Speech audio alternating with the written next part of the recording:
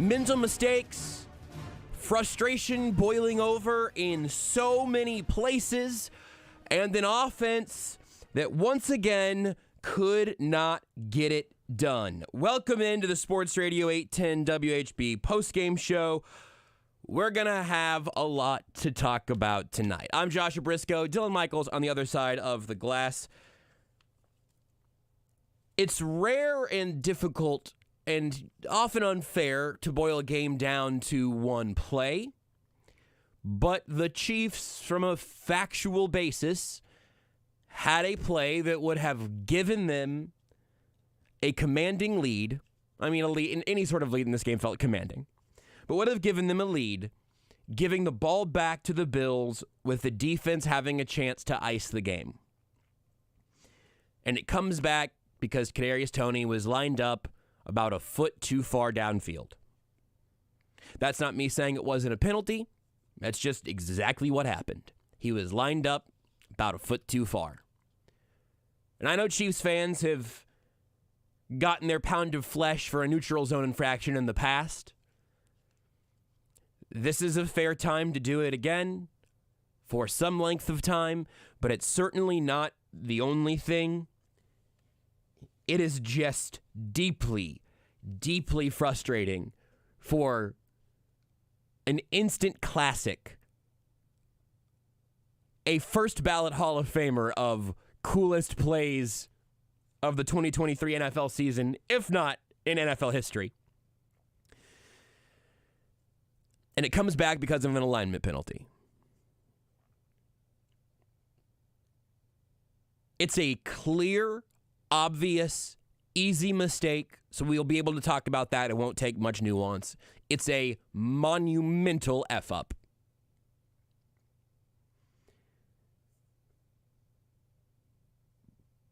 Most of the time when we go for the inverted pyramid of a game evaluation, I think usually it over-amplifies what happens late in the game and under-amplifies mistakes that happened earlier. They don't feel as important because they happened longer ago.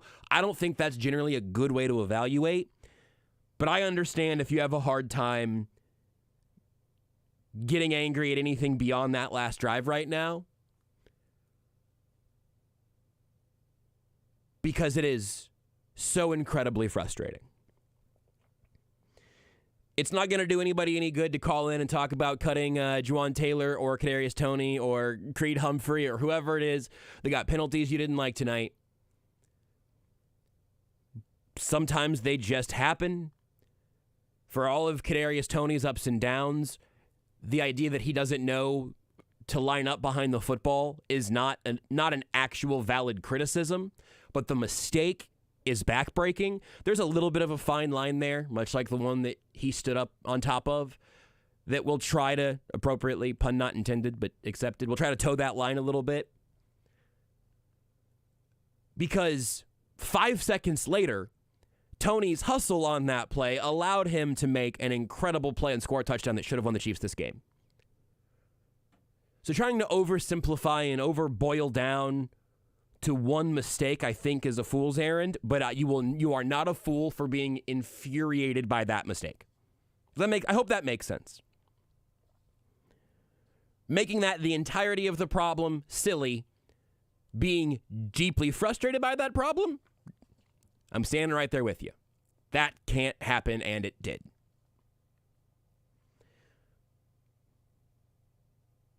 But let's go back to front if you want. The defense ends up holding the Bills to a field goal, and the Bills give the Chiefs some gifts in terms of giving them enough time to go make an effort of their own offensively.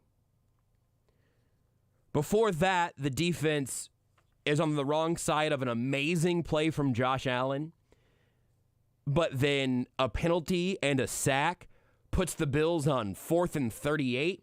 They give the ball back to the Chiefs offense, and they sputter there.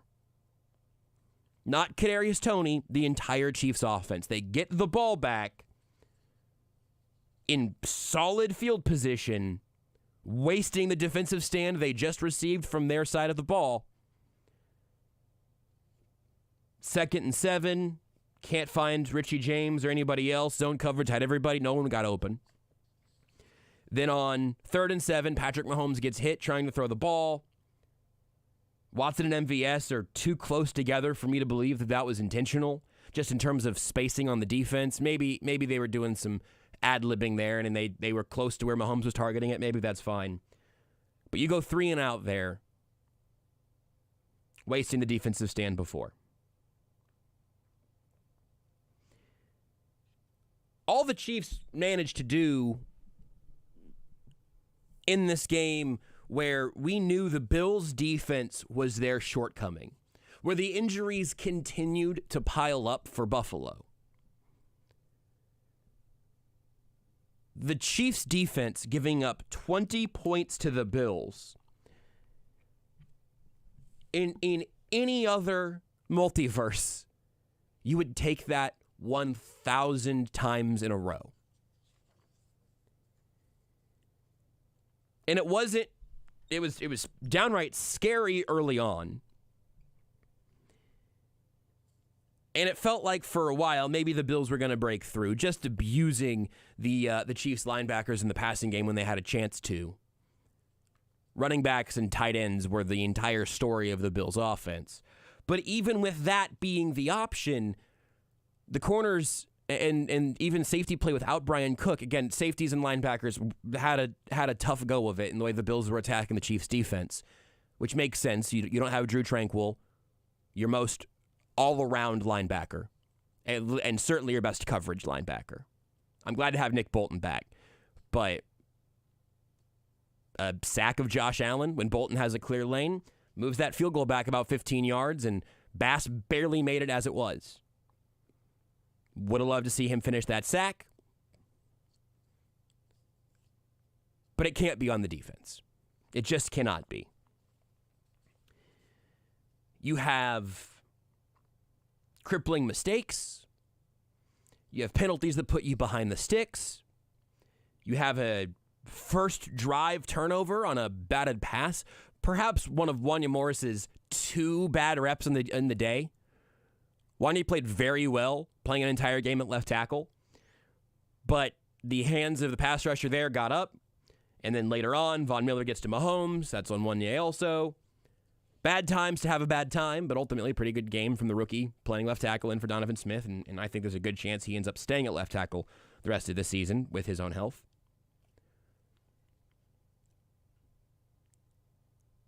And there's one bigger picture thing about this game that bums me out in a way that I wasn't sure I was going to be able to be bummed out.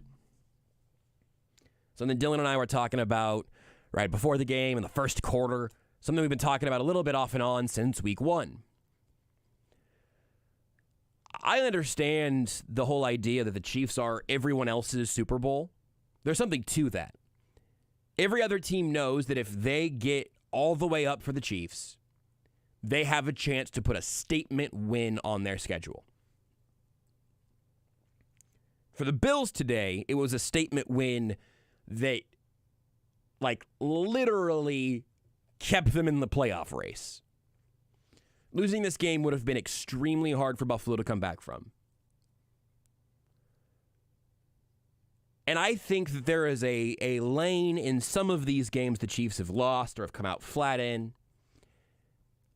There are some circumstances when I think you can reasonably say, yeah, the Chiefs did not have the juice for this game that their opponent did, because it's hard to get Super Bowl levels of amped every single week. The Lions came to Arrowhead and they were Super Bowl level amped for week 1. The Chiefs got their second shot at the Broncos, and the Broncos were Super Bowl level amped to save their season and to stop the most embarrassing active streak in NFL football. The Bills were Super Bowl level amped to stay alive in the playoff hunt, but also, I don't know if anyone likes the head coach whose job they may have saved tonight.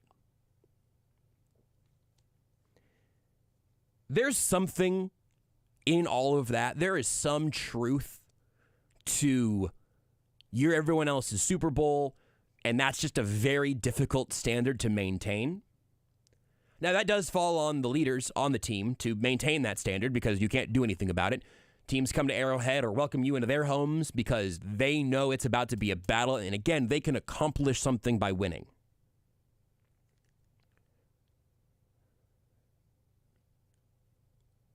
What makes me, I don't even know if worried is the right word, because you don't worry about things you know.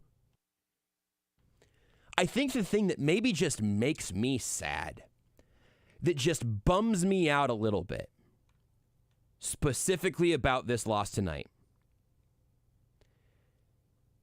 is that I think the Chiefs did want this game as bad as they've wanted any regular season game this year. They still put up 17 points against a Bills defense that is old and injured and continues to become more of those things every week.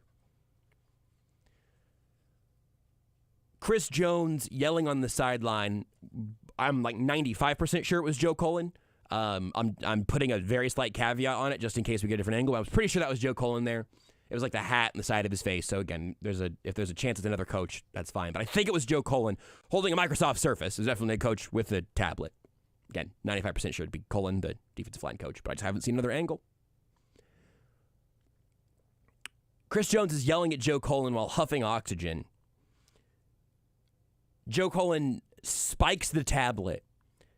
And I'm not worried about that relationship or anything. The way Chris Jones and Joe Cullen talk about each other, again, assuming that was in fact Joe Cullen, they both, I think it was Harold Kuntz who tweeted something along these lines, that they both love and respect each other and want what's best. That's the type of intensity that comes out of a moment like that on an NFL sideline. But that is an example of the intensity that this game had. Then at the very end of the game, it's finally over, and I don't think I've ever seen Patrick Mahomes laying into referees like he did after the game was essentially over tonight. And I'm happy to see it for what it's worth. I tweeted this out, and we'll see if Andy Reid does it. I actually think we are in dip into the Christmas budget territory for Andy Reid in terms of refereeing. And not because the Chiefs never get a call, the other team always gets all the calls. It is a fluctuating process and an absolute S show in NFL refereeing across the board. This is not good for the Chiefs, bad for the Chiefs, whatever. It's just a bleep show. But I tweeted that when Juwan Taylor got called for a false start, and then 10 minutes later, both Buffalo tackles were leaving early. This isn't a witch hunt thing. This is a Andy Reid. Go ahead and get ready to put about $10,000 down on that podium, and say something about the fact that it's crazy that Juwan Taylor is refereed differently than every other tackle in football. Again, this game is not about the refs, but I want to take this little tangent, and we'll start taking calls. We'll hear from Reid and Mahomes and all the mess that comes out of this loss. But the Juwan Taylor trajectory was absolutely nuked in week 1 by Chris Collinsworth. The only way that narrative is changing is if Andy Reid is the next voice on it, and then the NFL media has to account for that. Because Andy says, we just want to make sure it's balanced. Chris Collinsworth has said, maybe it went a little overboard, whatever.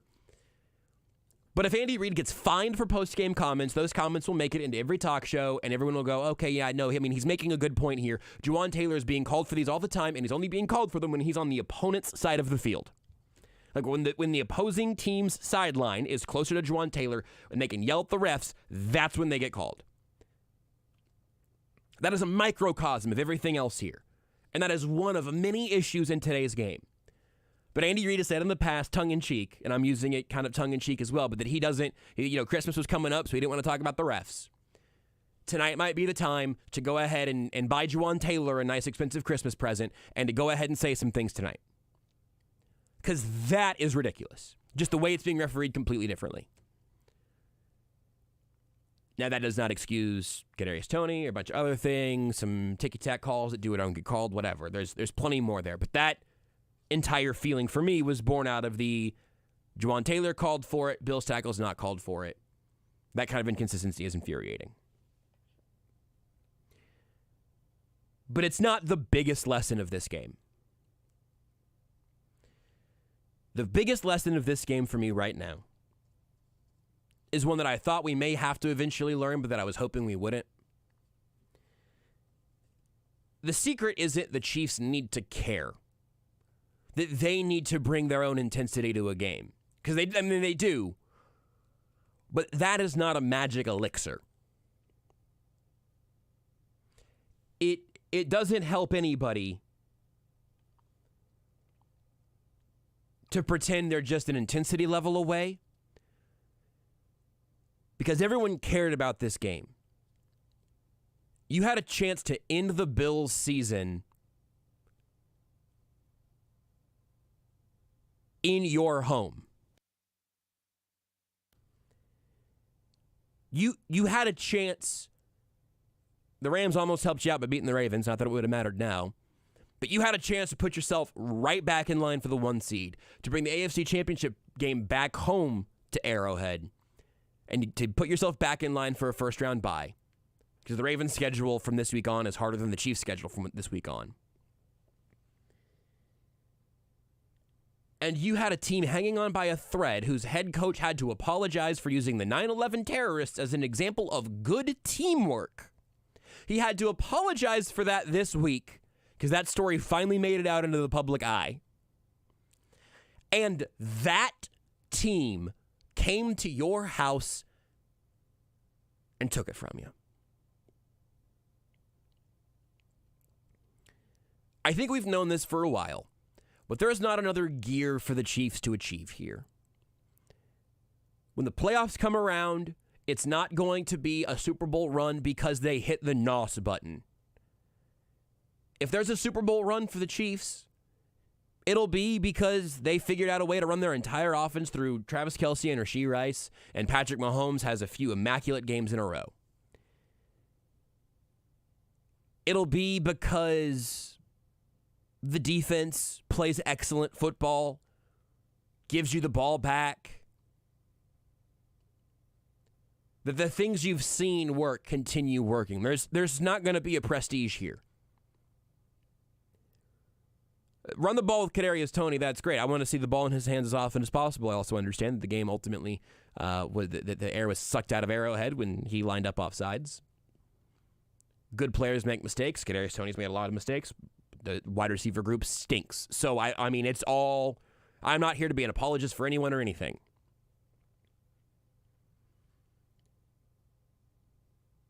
But making him Diet Debo is not going to fix the offense.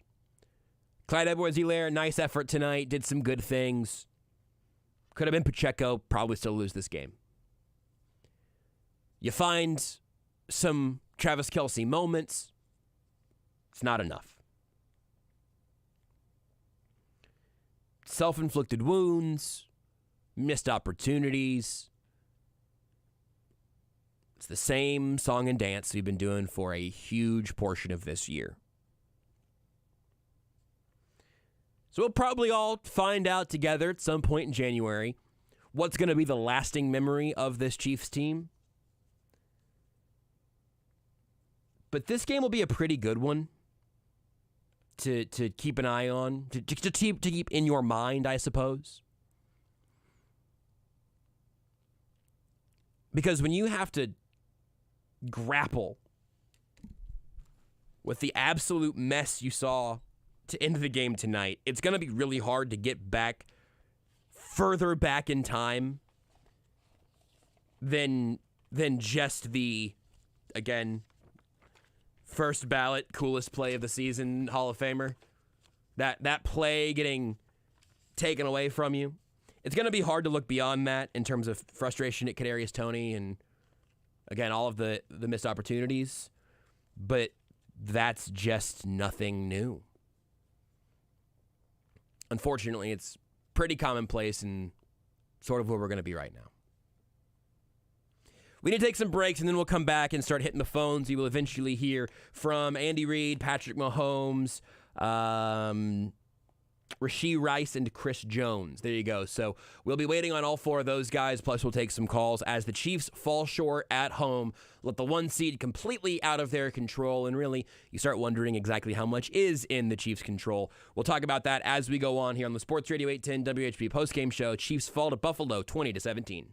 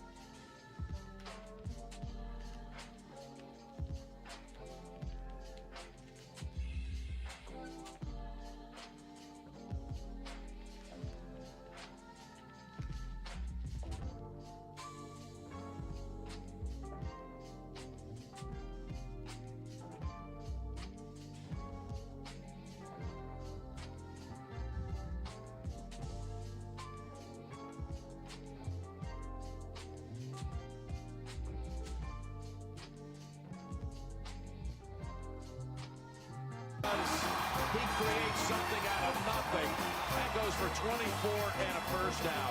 That's amazing. This is intercepted by most people, as you see. Kelsey's wife, Taylor Swift, in the audience, or I'm sorry, girlfriend. Not yet. What a throw and great feel by Kelsey.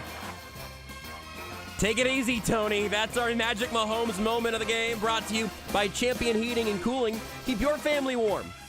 Wife, fiance, girlfriends, no matter your relationship status, keep your family warm this winter with their Champion Premium Furnace. Find your local Champion dealer at championhomecomfort.com. And don't forget to ask about their free 10-year parts and labor warranty. Always leading, never compromising, championhomecomfort.com.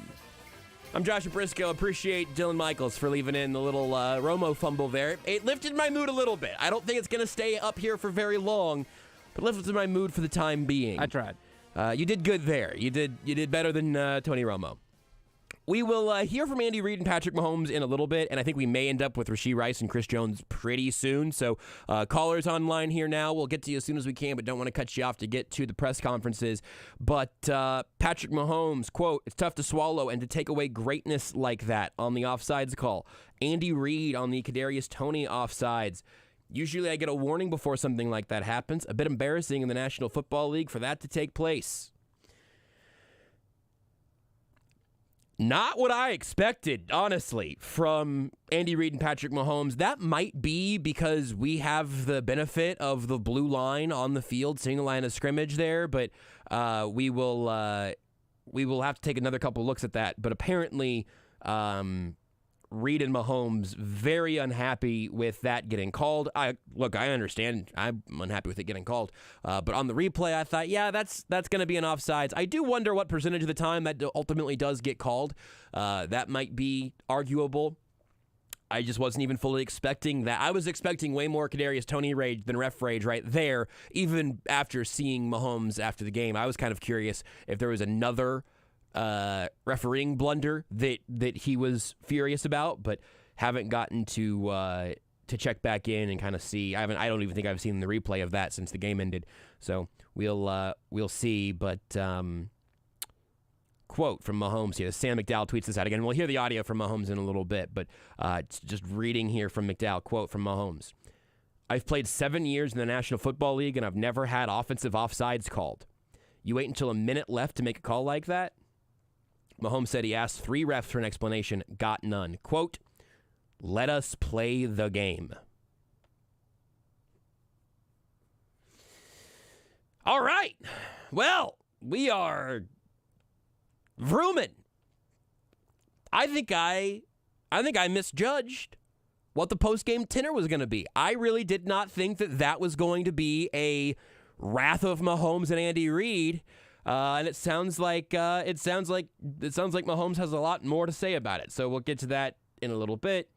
I'm going to read another quote here. Sorry, I know this. I usually would take calls while we're in this little intermediate stage, but I'm surprised by all of this. So Jordan Foote tweets out, quote from Patrick Mahomes: "That's a Hall of Fame tight end making a Hall of Fame play that won't be shown because we threw a flag for offensive offsides. Takes away from a legendary career that Travis has had, and that hurts me because I know how hard he works for it."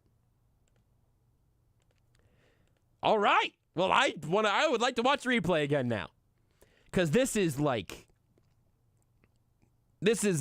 napalming from Reid and Mahomes by their scales. So Mahomes is away from the podium now. Again, we'll play back those a little bit later, but we will get those turned around as quickly as we can, because I am very interested to hear the tenor of all of that, although it sounds like the tenor is pretty bleak.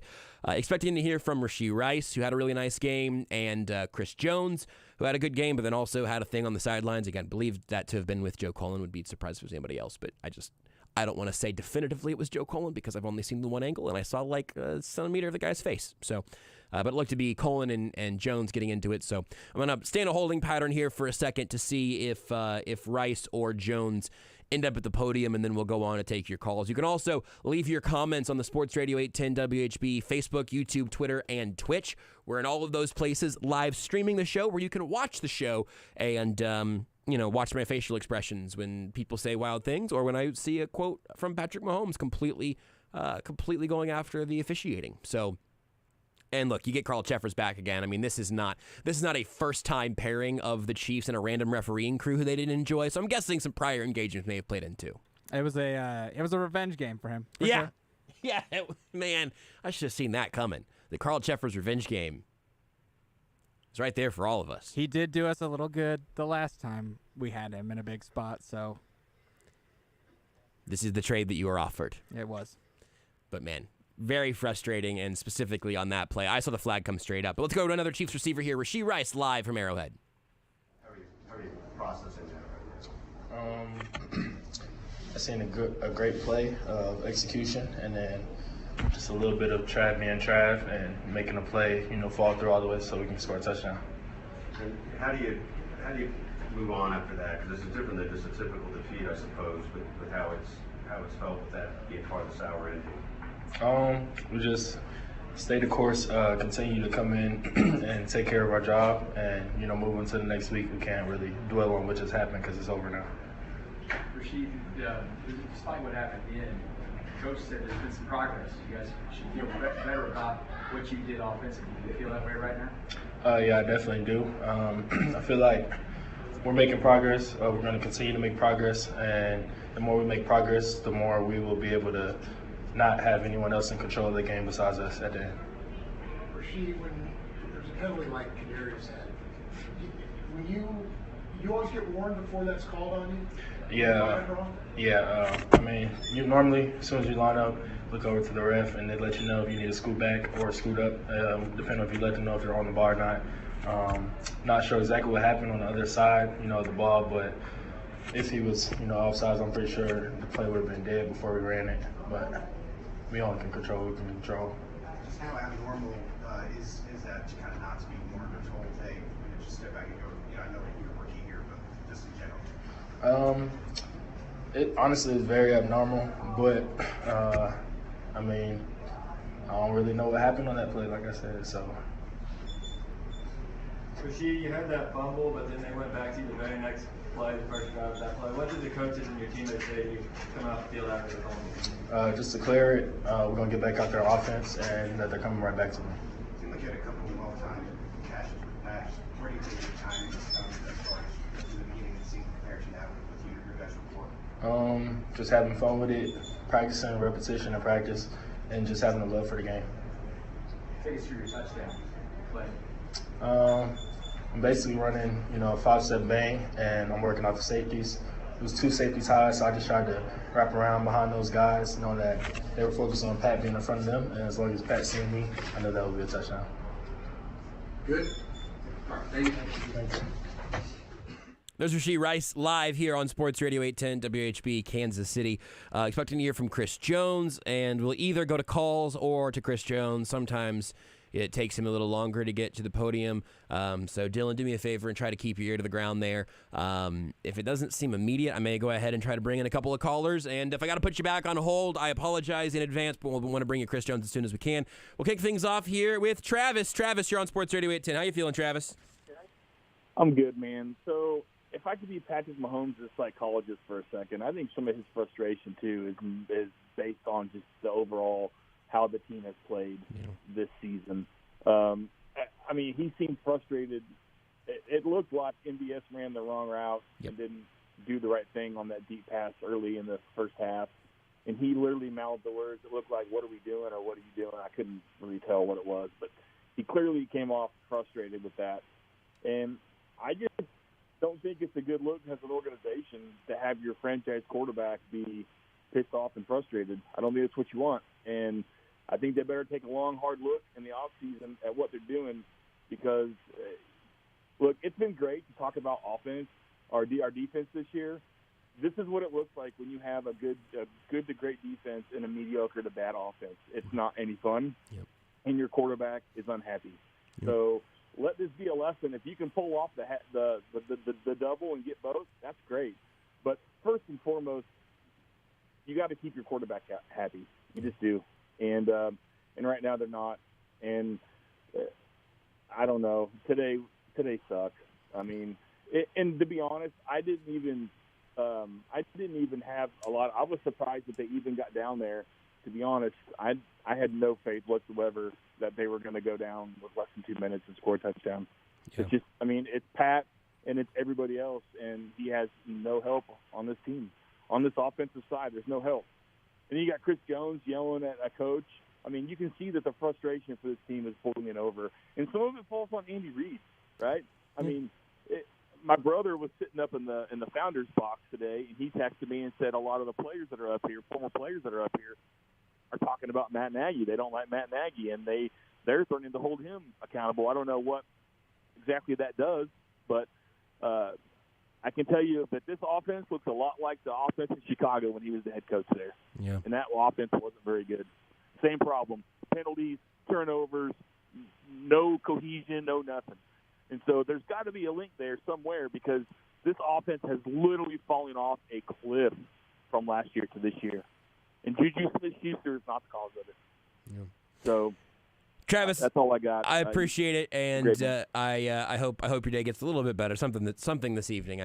We are all going to need little pick me ups. On MVS in particular, I agree. I think on the missed shot downfield, and it did look like Mahomes said something like, "What are we doing?" It just looked like Mahomes. I watched the dots after they had the kind of all 22 dots essentially, and MVS just kind of takes it and curls it off straight toward where that safety is closing in. And I wonder if Mahomes just wanted him to just sit in the spot where there was grass and hit him there. And because MVS kept it going, it looked like Mahomes threw it behind him. I do think that's – I think what are we doing, what are you doing, whatever it was that Mahomes mouthed there, I agree that I think that what happened at the end of this game is the boiling over point of a ton of frustration from a ton of places. And, yeah, it reminded me, not just because of the helmet being up on his forehead and his chin strap coming up to his nose, having the Aaron Rodgers looking kind of moment earlier in the game that I tweeted out. I hate that we are talking about Mahomes looking around like a late career frustrated Aaron Rodgers, but it is kind of the vibe of this season, and that's really frustrating. Again, we'll go to Chris Jones when he shows up. So if I got to cut you off, I apologize. But Gary is up next. Gary, tell me how you're feeling. Well, let's just say if I were in that locker room, Kadarius Toney probably wouldn't want to be in there with me. I can tell you that right now. You want to sit there and blame the refs for that. He's the ding-dong that lined up offside. It wasn't the official. It's just like in the Super Bowl. They weren't supposed to call it because it's late in the game. Come on. You got to be smarter than that. And Kadarius Toney's not a genius. We know that. Jawan Taylor's not a genius. We know that. How can a team be so stupid all the time, week in and week out, just doing the same stupid things? And you saw Josh Allen's players step up for him tonight on the play where Josh Allen was falling out of bounds. And Dalton Kane came off that ball, and the other play where Hartley, a guy who never heard from, comes off and make a catch. Who on this team steps up in crunch time? And I'm sorry, but, Mahomes' little tantrum on the sideline, that should have been directed directly at number 19. I would have threw my helmet in that direction. That's what I would have done. That's what a leader does. Some of those guys just see somebody kick them in the butt. We know Mr. Softy's not going to do it because he's too busy trying to be everybody's friend. It's hard to watch the same stupid mistakes week after week. And Mr. Softy's not going to correct this. And anybody that says, Andy's forgotten more about football than you'll ever know, these guys are nothing more than overpaid gym teachers. There's high school coaches that draw up plays and do the same things these guys do, and they're not making nearly the amount of money these guys are. I mean, these guys are not curing cancer. I'm just fed up watching stupidity week in and week out. And another week of the methodical drives, death by 1,000 paper cuts. Yeah, the defense held them to 20 points. But guess what? They ate the clock. You can't come out and keep putting yourself in a 14-point hole every week expecting to win. This offense isn't going to do that. I mean, I feel sorry for Mahomes, but Mahomes has to step up and just kick somebody, throw somebody under the bus. There's a line from The Sopranos I remember when he asked him, I heard you threw so-and-so under the bus. He said, yeah, then I threw it and drive. That's what needs to be done with some of these guys. Don't be afraid. And to Andy Reid, make Kadarius Toney available after, and quit sending Chris Jones and send the guys out that need to be questioned. And put them under the microscope. Make them feel uncomfortable. And I'm sorry, but I'm not a sympathetic person when it comes to things like that. Kadarius Toney would have been cut. I'm sorry. You just can't You're going to get more Richie James out there, Gary. I mean, listen, it's an incredible line on the gym teacher thing. I got to let you go. Appreciate your call as always, Gary. The gym teacher thing is as good of a line as it is. You can't have it always that every gym teacher, whatever. I digress. The point in there that I would ask about more that I think is an interesting angle is who steps up in prime time. It's a good question, Gary. It really is, because Josh Allen did find guys to help him do that, and Travis Kelce did it at the end for Mahomes. And Kelsey's done it a million times. I know you're not saying that Kelsey's among those guys, but who else is going to step up and actually make a play? Great moments from Rashee Rice are still a lot of that is Mahomes putting the ball in the only spot it could possibly be on that incredible back shoulder, which they should be doing way more often. And Rice actually completed the catch and made the play, and he's been a yak machine. But finding other guys to step up in moments, I do think is a good question. I do think that we have kind of lost the plot on Andy Reid doesn't know what he's doing. And also it's not we can talk about like schematic things, and we can talk about discipline. We can talk about play calls, and we can talk about stupid mistakes over and over again. But there's some variance to it. I want to get through a couple more calls before Chris Jones shows up. I would also like to hear from other people at the podium. I don't know why they keep Chris Jones and Patrick Mahomes were the only guys who talked after the Packers loss, I think, right? For the Packers loss through kickoff today, the only players at a Chiefs podium were Mahomes and Chris Jones. So someone should figure that out. Back to the phones. Kyle, you're on 810. What's up, Kyle? How you doing? Hey, Josh. I'm doing good. How about you, man? I mean, after a tough loss like this, how are you today? I'm going to make it through. We got a few hours. We'll have a good time. Oh, heck yeah.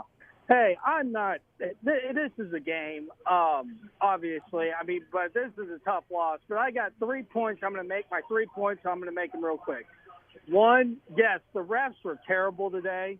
I'm not going to sit here but let me tell you something, Josh. As much as I would love to bash the refs, the Chiefs had opportunities again, but they beat themselves again. Yes. Drop passes. There was, I think, I believe who dropped Kadarius Toney dropped a key pass today. Sky Moore, or it might not have been Sky Moore. No, it was Richie James, 17. Yep. Sorry. Richie James dropped a key pass today. So, again, when the Chiefs are moving the ball, and when Mahomes throws he threw 2 perfect passes in the guy's chest, and they couldn't even catch it. Yeah. So that's my first point. Second point is, false start, again, Ron Taylor, again, with his false starts, it's killing us. It's absolutely killing drives when you make the same mistakes game after game after game. And Andy Reid says, well, we're fixing the problem. It's obviously not getting fixed because it's happening over and over and over again. That's my second point.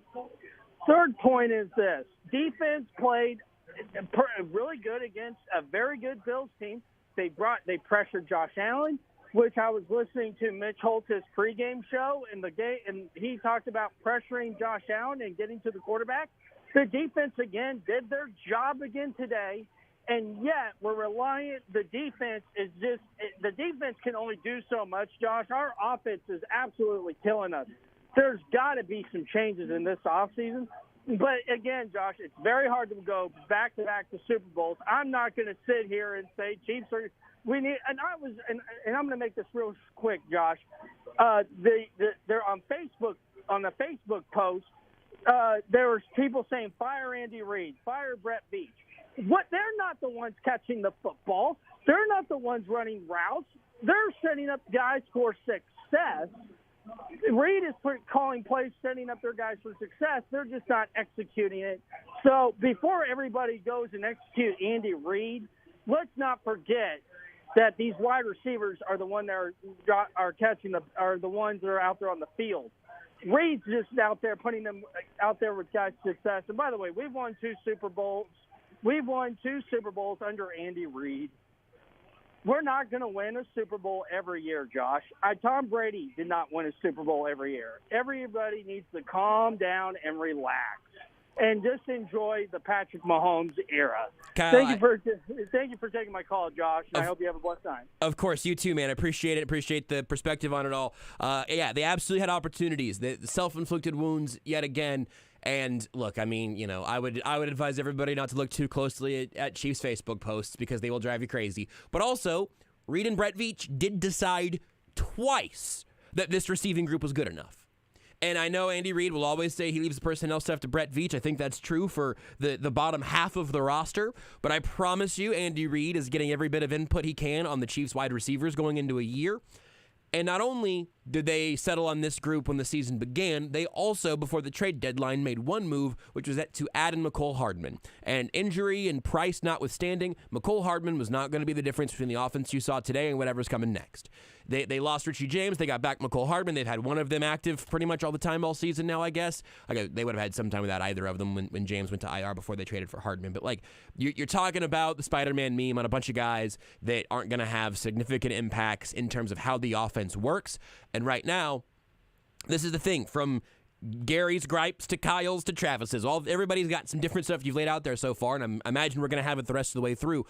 No one has pointed their finger in a factually incorrect direction, because where should your finger not be pointed right now? Most of the defense. I don't think anyone's blamed the defense yet tonight, so we're pretty good there. But yes, Mahomes has been imperfect, but man, he's frustrated with a supporting cast that is making all of our hair gray. The supporting cast has been a mess. There's execution issues, there are usage issues, and there are the issues with this being the supporting cast the Chiefs put together. This is a flawed team, and it's a flawed team that doesn't have magic coming from somewhere.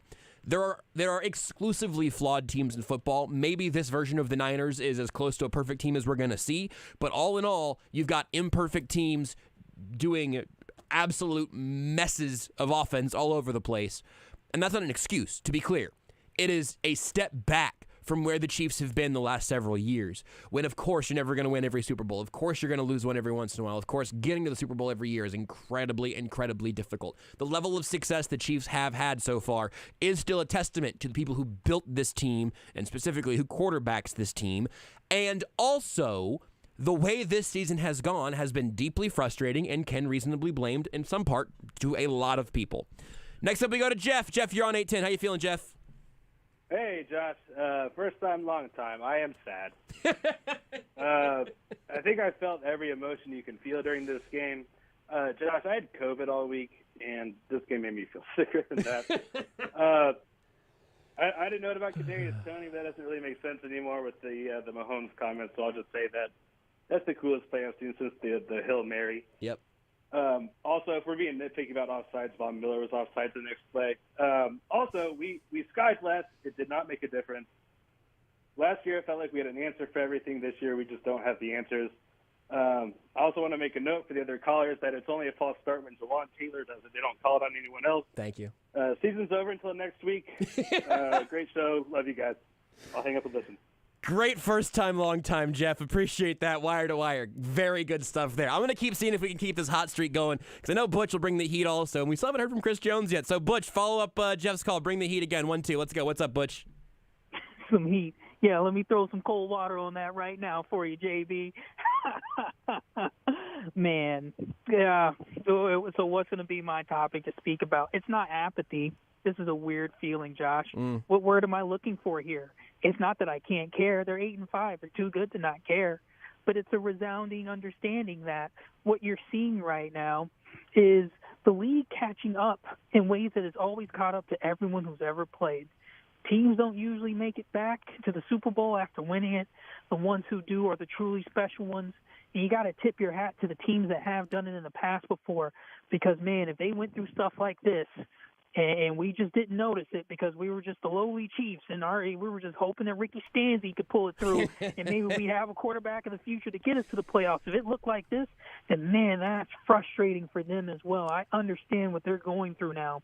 I'll say this much, and then I'll get off the line, man. It's to the point now where I hope in the offseason, Patrick, however much time you put into making sure that the Chiefs' offseason around pass catchers goes the right way, you might want to amp that up going into the next offseason. Hopefully he gets his input heard and stamped on this roster, because it is becoming clear to me that in some parts the fatal flaw of this organization is nepotism. They love having their friends into this building over and over again, bringing retreads back, saying, oh, it's all right, we got the golden child, we got 15, we'll get it figured out. and they bought into it this year. You got to reap what you sow, man. You were laying in an L-shaped bed. Shout out to my guy, Matt Verderam. You are sleeping in this L-shaped bed that you built for yourself because it was just going to be all right because we got it figured out, and we got it figured out before. The best teams that win, the ones that truly go out there and win it all, are the ones that stack up their roster every year. When Tampa did it, stacked the roster. When we did it, stacked the roster. We went and got guys that were going to be difference makers. It can't happen again. I still think they have a chance to go out and maybe not win the Super Bowl, but look better than they have. I don't know what that looks like right now. And to be honest, I don't think anybody in that locker room does either. So, Butch, well, I appreciate you, brother. We're going to go out to Arrowhead Live right now to hear from Chris Jones. Game, you know what I mean? It's so much on the line. You know, you carry your emotions to these type of games, and I think we fought well as a team collectively. But you know, small calls like that can change the whole perspective of the game. So continue to fight. I think everything we want is still in front of us, and we'll be better next week. Chris, you talked about the emotions. CBS caught cameras of you on the sideline with you exchange with Joe Cullen. Can you take us through that? Yeah, we have challenging conversations on the sideline. A few adjustments, but that's just what we do. Chris, you mentioned emotion, a lot of frustration. So you want to figure this out from Pat. What's the level of frustration right now? It's tough, especially when you lose. You always be frustrated with yourself on what I could have done better, what I could have done different. Just the competitive nature of it is just you as a player. I always think what you could have done different, what you could have done better. And then, offsides, man. I feel it. Same thing I said about it. Y'all have a good day. I don't know. I mean, I don't know exactly what happened there. Do you have video up anywhere, Dylan, or is that have you just had audio? That could have been the backdrop falling. I don't know if that just happened or what. I'm going to wait a second, see if anybody tweets about whatever just happened there. There'll be video somewhere. Well, no, they don't have the backdrop up that way. Something fell somewhere and someone gasped. But a very, very short appearance from Chris Jones. Some net offsides, and then some very loud noises, and then the end.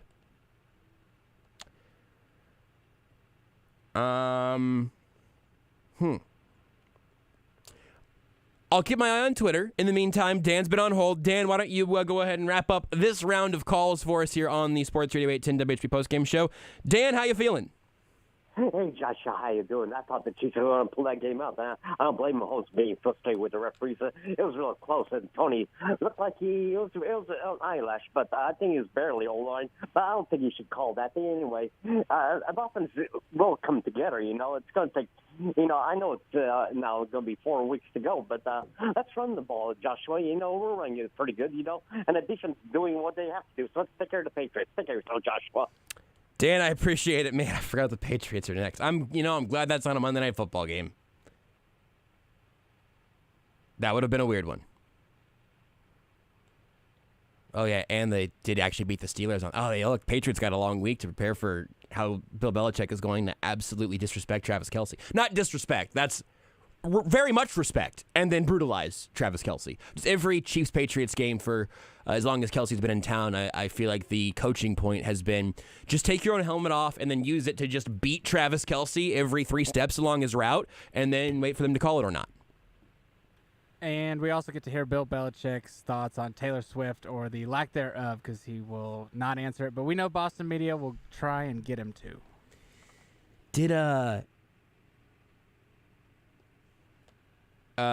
Hold on. Maybe something fell from the ceiling? There have been ceiling issues in the media room. PJ Green from Fox 4. I think that's a ceiling tile on the ground. Yeah, a ceiling tile fell out.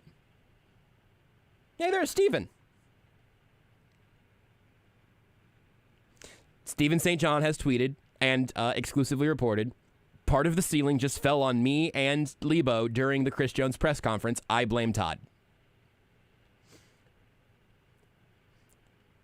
So to summarize, The Chiefs lost to the Bills at home 20-17. A lot of things went wrong, but they have almost entirely talked about refereeing, which I think has some truth to it, and also I still have some level of skepticism. But on the plus side, at least the roof fell out of the press room while Chris Jones was talking.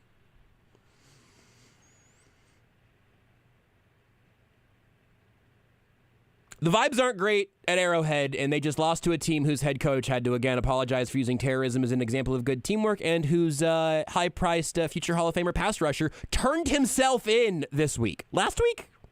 Within the last 14 days. And the Chiefs are the one right now who seem to be in a bit of a spiral.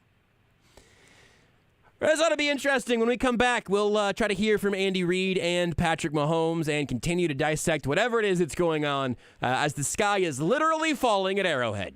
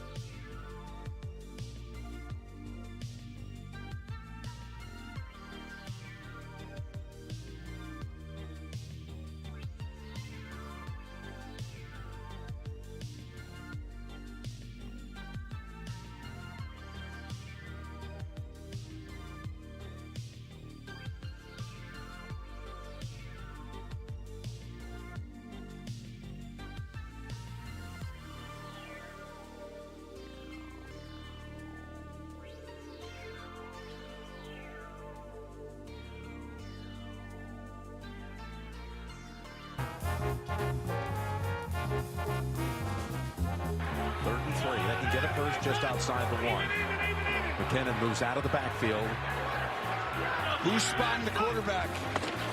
Looking left, now looking dead center, back to the end zone. It's a touchdown. Rashee Rice does it again. Just talked about the guy. And this is why you put Kelsey and Rice on the same side. It's very hard to double team both of them. They try to, but Rice runs a wonderful route. Watch him come right across, right past Bernard.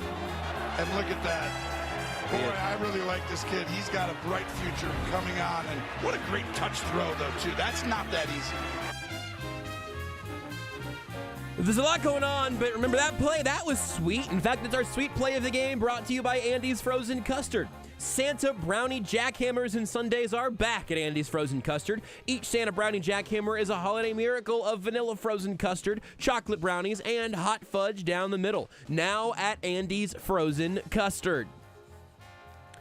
Stephen St. John has now tweeted out his video as he was recording live when the ceiling fell down on top of reporters out at Arrowhead Stadium in the press room. Chris Jones used it as the ceremonial end of his press conference and went ahead and slid out after the ceiling fell on Stephen and Lebo and some others.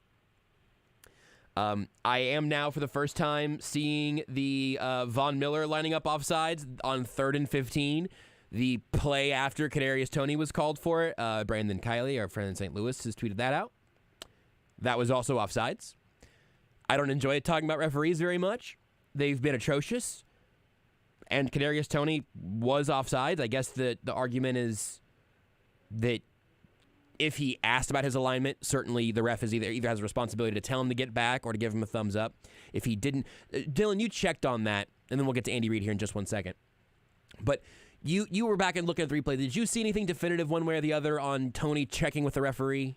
I haven't looked yet, but okay. I didn't see. I was hoping that they would show that right then and there. Yeah, would have been great. Clearly, they didn't, and I wonder if that's why. Is because the All-22 will definitely show that. So if you can't find it, it will be shown. And yeah, not great production truck work today. I'm sure it's very difficult. I've never worked in a TV production truck, and certainly not for an NFL game. But when in doubt, show more close penalty calls, please. That's always, not just for the offsides, but like throughout the game. Like give us a replay, and so we can find out if that holding on Creed Humphrey was legit or not. It totally could have been. It's just impossible to see it in real time. I would like to see it in the replay pretty much as often as possible. I've lost televisions. We'll figure it out. Let's go ahead and hear from Andy Reid, who was extremely unhappy with things after the game, and it sounds like there was a lot of things that he ultimately was pretty unhappy with. We will get to that here momentarily as the head coach press conference is brought to you by Robert Brogdon's Olathe Buick GMC and Olathe Kia. Get a worry-free money-back guarantee on new vehicles when you buy from Brogdon. Visit BrogdonAutomotive.com. Also, brought to you by Westlake Commercial. Westlake Commercial, a division of Westlake Ace Hardware, is your local business-to-business supply partner. Their commercial team, dedicated business-to-business website, credit terms, and convenient store locations make it easy. Visit your local Westlake Ace Hardware store or westlakehardware.com/commercial today. Let's go ahead and start from the top here with Andy Reid. What did he say as his press conference began just a little bit ago? All right, really don't have any injuries to mention. Joshua Reid came out, but he went back in. So, it was a heck of a football game down to the end. Very disappointed that it ended the way it did. And normally, I'll get. I never use any of this as excuses, but normally I get a warning before something like that happens in a big game. A bit embarrassing in the National Football League for that to take place. Defensively, I thought we played well. Offensively, we're getting better. Really, both sides of the ball, we're getting better. Second half was obviously a little bit better there, and so we're actually making progress through this. That's what's disappointing in this. We've got a good team that we're going to go play this next week, so we'll learn from this and we'll move on. And again, disappointed. Time yours. Disappointed and a bit embarrassing in the National Football League. Again, not getting a warning on Toney's alignment there. I feel like there's been also a little bit of a split on like hardcore football people, like even like Dan Orlovsky had some real rage for it on Twitter, it looked like. And again, maybe Tony ended up making the mistake of not even checking with the receiver, and he, to my eye, looked like he was standing on the blue line, which is unofficial. But Andy Reid and Patrick Mahomes and others have brought a real vitriol to that. We'll see what else Andy Reid says here when he was asked about the offsides. Normally, if it's even close, you get a warning. The head coach gets a warning. I mean, that normally, but I don't know. I didn't have a protractor out there, but it's a bit embarrassing. Can you give us just a sense how long you've been in the league, just how rare it is to see that call? Yeah, I've been in the league a long time, and I haven't had one like that. So not where at least for that kind of a position there, that it's not given a heads up to. I mean, you're hearing it from Andy Reid right there.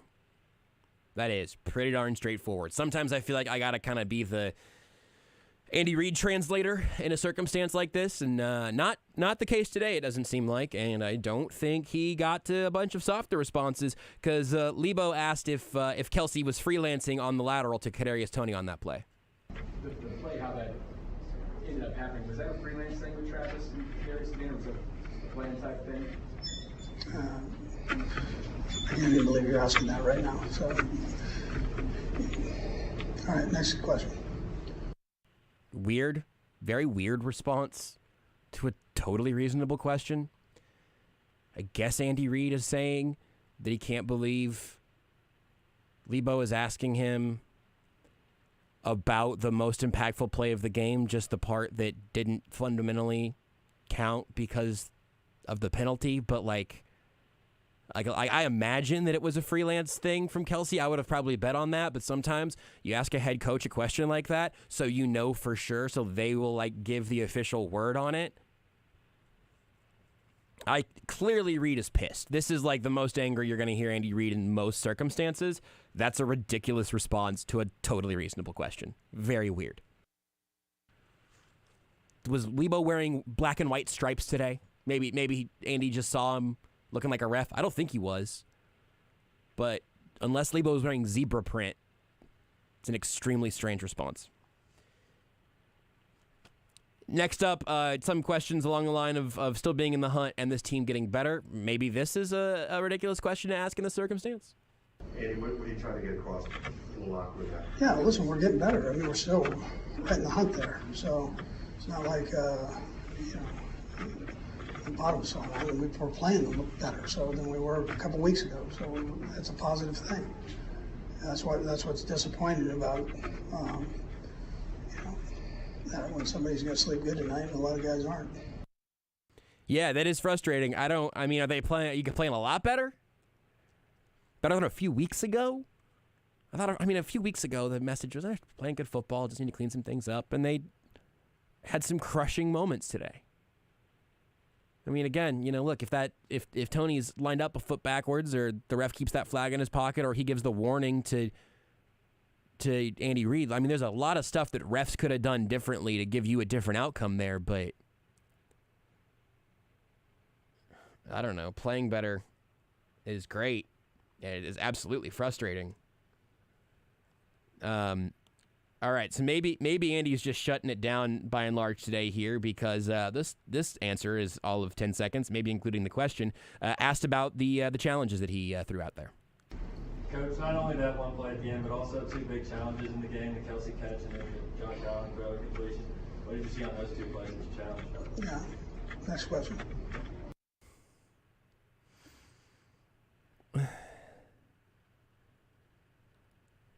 I love the yeah.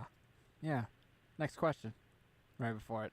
It's a great catch, Dylan. It's a great catch, because I almost said that's a two-word response. Yeah, go ahead and run that one again. Coach, not only that one play at the end, but also two big challenges in the game, the Kelce catch and the Josh Allen throw completion. Yeah. What did you see on those two plays as a challenge? Yeah. Next question.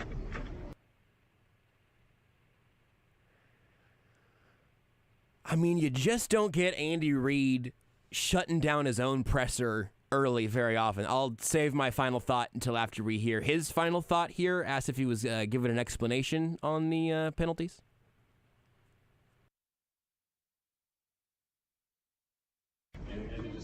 any sort of explanation you did get in real time or anything for that? No, I mean, I guess he thought he did the right thing. I didn't get much time to explain it. All right, that's good. Thank you.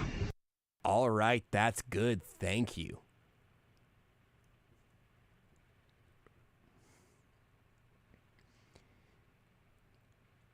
I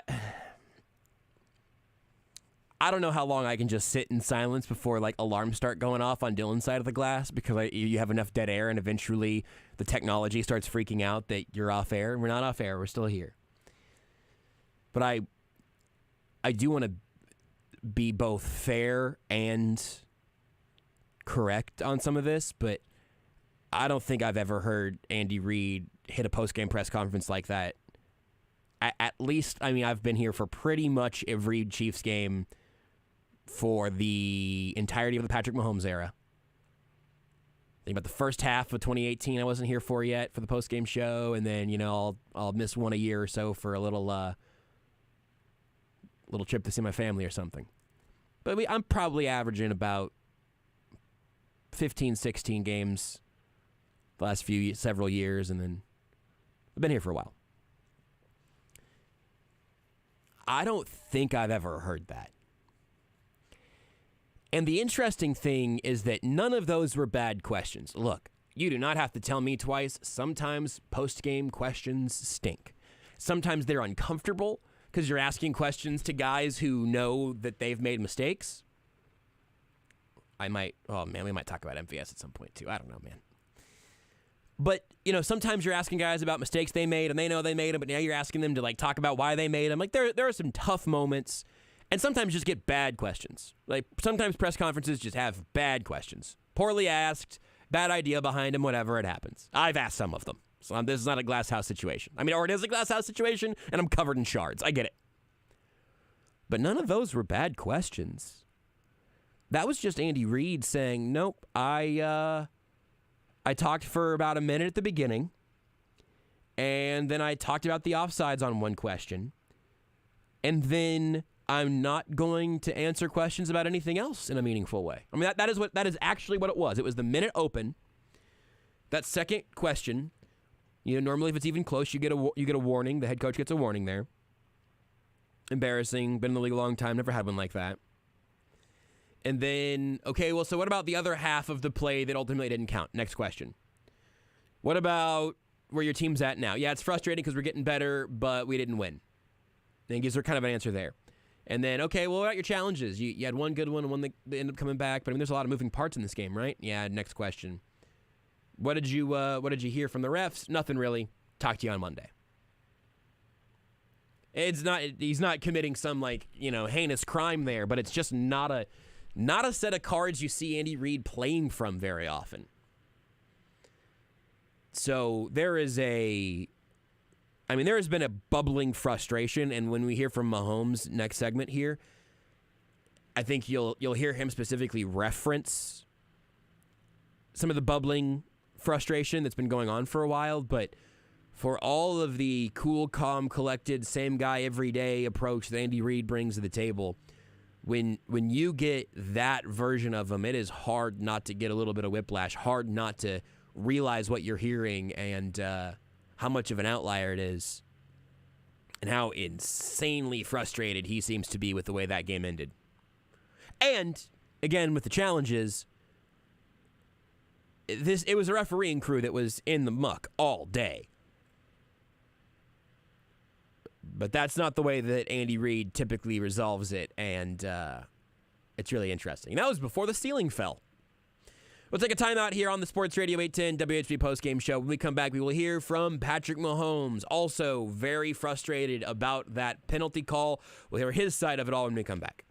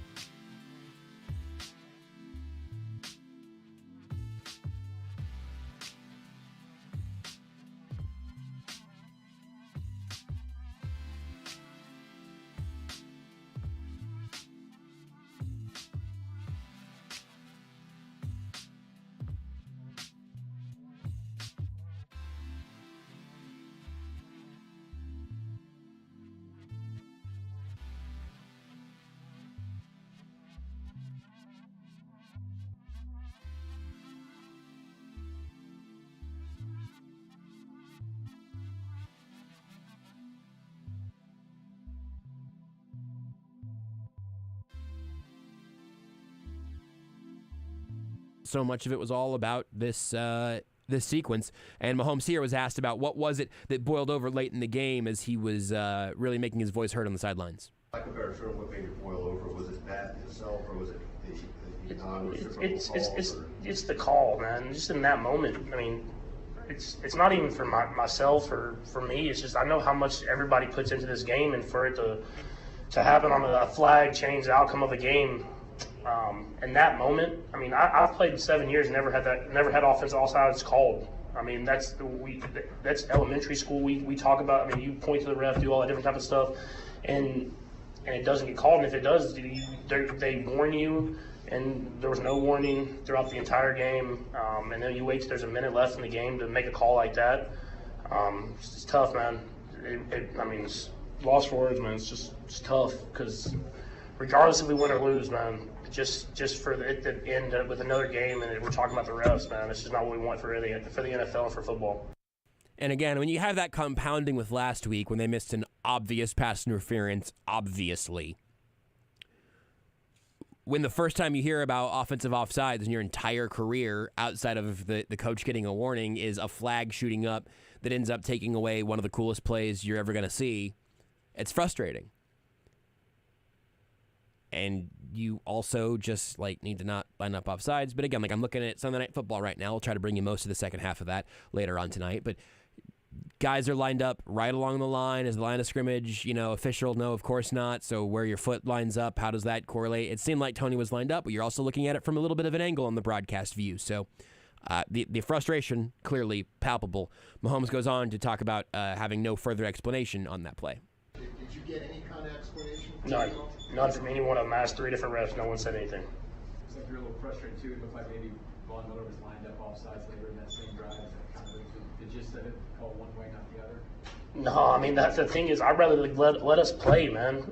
Let us play the game, and then whatever happens. The whole throwing the flag and deciding the game one or another. That's what hurts me. That's why last week I didn't say anything because it's letting us play, man. Let us go out there and win the game. And I said I'd rather them let us play and go out there and see who wins. I mean that's what you want as a competitor is you practice all week, you go out there and try to win, and you want it to be about your team and that team and see what happens. You never want it to be. You don't want to be talking about this stuff after the game. And that's it, man. I'm not worried about if there was a flag on the next player or whatever, not a flag. I want to go out there and play and then see what happens at the end, see what the score is, and then I can live with the results. Yeah, that's I think again interesting and understandable.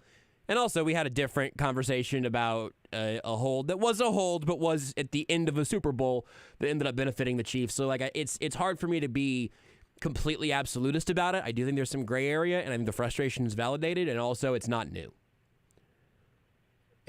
The thing that I empathize with the most, that I'm sure I have said some version of verbatim, is I don't want to be here at the end of this game talking about the refs. And for the Chiefs, it's 2 weeks in a row now where that's a part of the conversation. You would like them to just do their jobs consistently and well, and I don't think we're all that close to that actually happening. More from Mahomes, more frustration on what he talked about being a Hall of Fame play. The flag today was tough. Offensive offsides. It's something that you like I said, elementary school we talk about. You line up, you point to the ref. If you're good, you're not good. If not, they come to you. Hey, you need to get off the ball more. You need to be on the ball more. You have a discussion. That's the ref's job. You want to have an open discussion so that you can go out there and put the best product you can on the field. And for him to throw that flag, no explanation, no anything, and I saw the picture, and he probably is, barely offsides, but for him to take the game into his hands over a call like that doesn't affect the play at all, didn't affect anything. It's just tough, man. And like I said, man, that's a Hall of Fame tight end making a Hall of Fame play that won't be shown because we threw a flag for offensive offsides, and so it takes away from not only this game and this season, but from a legendary career that Travis has had, and that hurts me because I know how hard he works for it. Yeah, and that's interesting there. Again, really an absolute Hall of Fame play from Travis Kelce. That's a career highlight right there. You beat the Bills at home. You get your season back on track with the crazy thing that you did chucking the ball across the field to Kadarius Toney. That rules. Mahomes acknowledges there what makes more sense to me, which is that probably was offsides. but that is not a thing that refs just call out of the blue.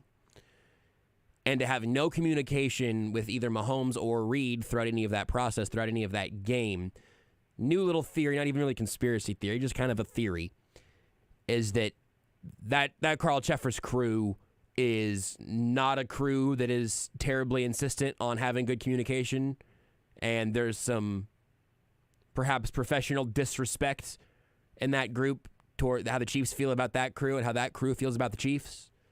And then again, that compounds, and it compounds on last week also. Here Mahomes talks about thinking it was defensive offsides that was going to be the call. When did you see it?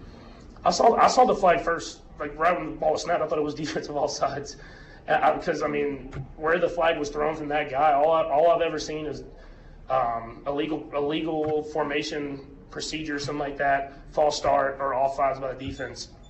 So when as I threw the ball, I didn't see it off the snap, but I threw the ball, saw the flag before I ran down to celebrate with my teammates, and I was like, oh, they got something, we're gonna be able to go out there and play, and then like I said, like there's a minute left. I'm not guaranteeing we win this football game with Josh as the quarterback of the other team, but I mean, you might have took away a moment from him as well. I mean, that's part of it. So it's tough, man. It's real tough, and all we can do is bounce back and just try to go out there and give everything we have. And we're playing a tough team this next week that plays really good defense. So we just got to move on and try to keep this thing going. Yeah, it's interesting. I think this is going to continue to be a little bit of an evolving target of what the frustration is brewing from and where you go from there. But I understand where that frustration leads you to if you're a quarterback who has in your entire NFL career never seen that flag be turned into an offensive offsides. One more from actually two more from Mahomes, but here one more on the offsides and what it meant on Travis Kelce's side. I mean, it's a legendary moment, man. I mean, nothing that's not taught, something that only a couple people in this world would even think about doing. And for him to make that play in that moment, making the catch, making a couple dudes miss, and throwing the ball across the field to another guy and scoring a touchdown in that moment, I hope they still show it whenever he goes into the Hall of Fame, because that's a legendary moment that we didn't get to really witness. And frustration there, notwithstanding, they did score 17 points. If they did score there, it would have been 24. Not exactly an offensive lightning storm, but feels like the game got taken, and you got a chance, as you mentioned in the last clip, for your defense to get a chance against Josh Allen to decide the game at the end. I get it. And then last thing here from Mahomes talking about now, you got to move on. How do you try to process this to just start moving forward? All you can do. Just like this last week, you move on. You watch the film tomorrow morning or tonight, whenever that is. You learn from it. Learn from your mistakes. Learn from stuff you did good. And you move on. That's how the NFL works. I mean, obviously the division has gotten tighter now. We got to do whatever we can to flip the script on our season at this middle part. And that's going to be going to New England and trying to play a legendary coach and a football team that's playing better football these last few weeks. So it's going to be a great challenge for us. But I was proud of how the guys played today, and hopefully we can just move on and keep it going throughout and try to flip the script for the rest of the season. All right, thank you. There you go. That's Patrick Mahomes. Just a little bit ago, we played you Andy Reid's post-game press conference, pretty much on one topic, on one play. We'll take a break. When we come back, I'll take a look at the pool report from that Matt Derrick has tweeted out here. He did the pool report with both Walt Anderson, the NFL Senior VP of Officiating, and Carl Cheffers. So Matt has talked to them. I'll look over that a little bit, and we will talk to Matt about it in a little while. Plus, we'll hear from a few Chiefs out of the locker room as Kansas City falls to Buffalo 20-17.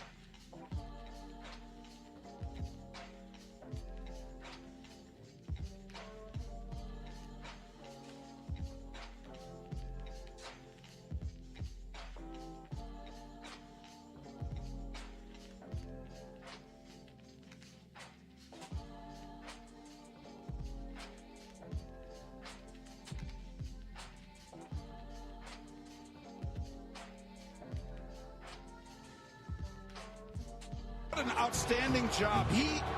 Benford, the corner, got juked out of understanding which hole, and this is all McKinnon and the push up front in the middle.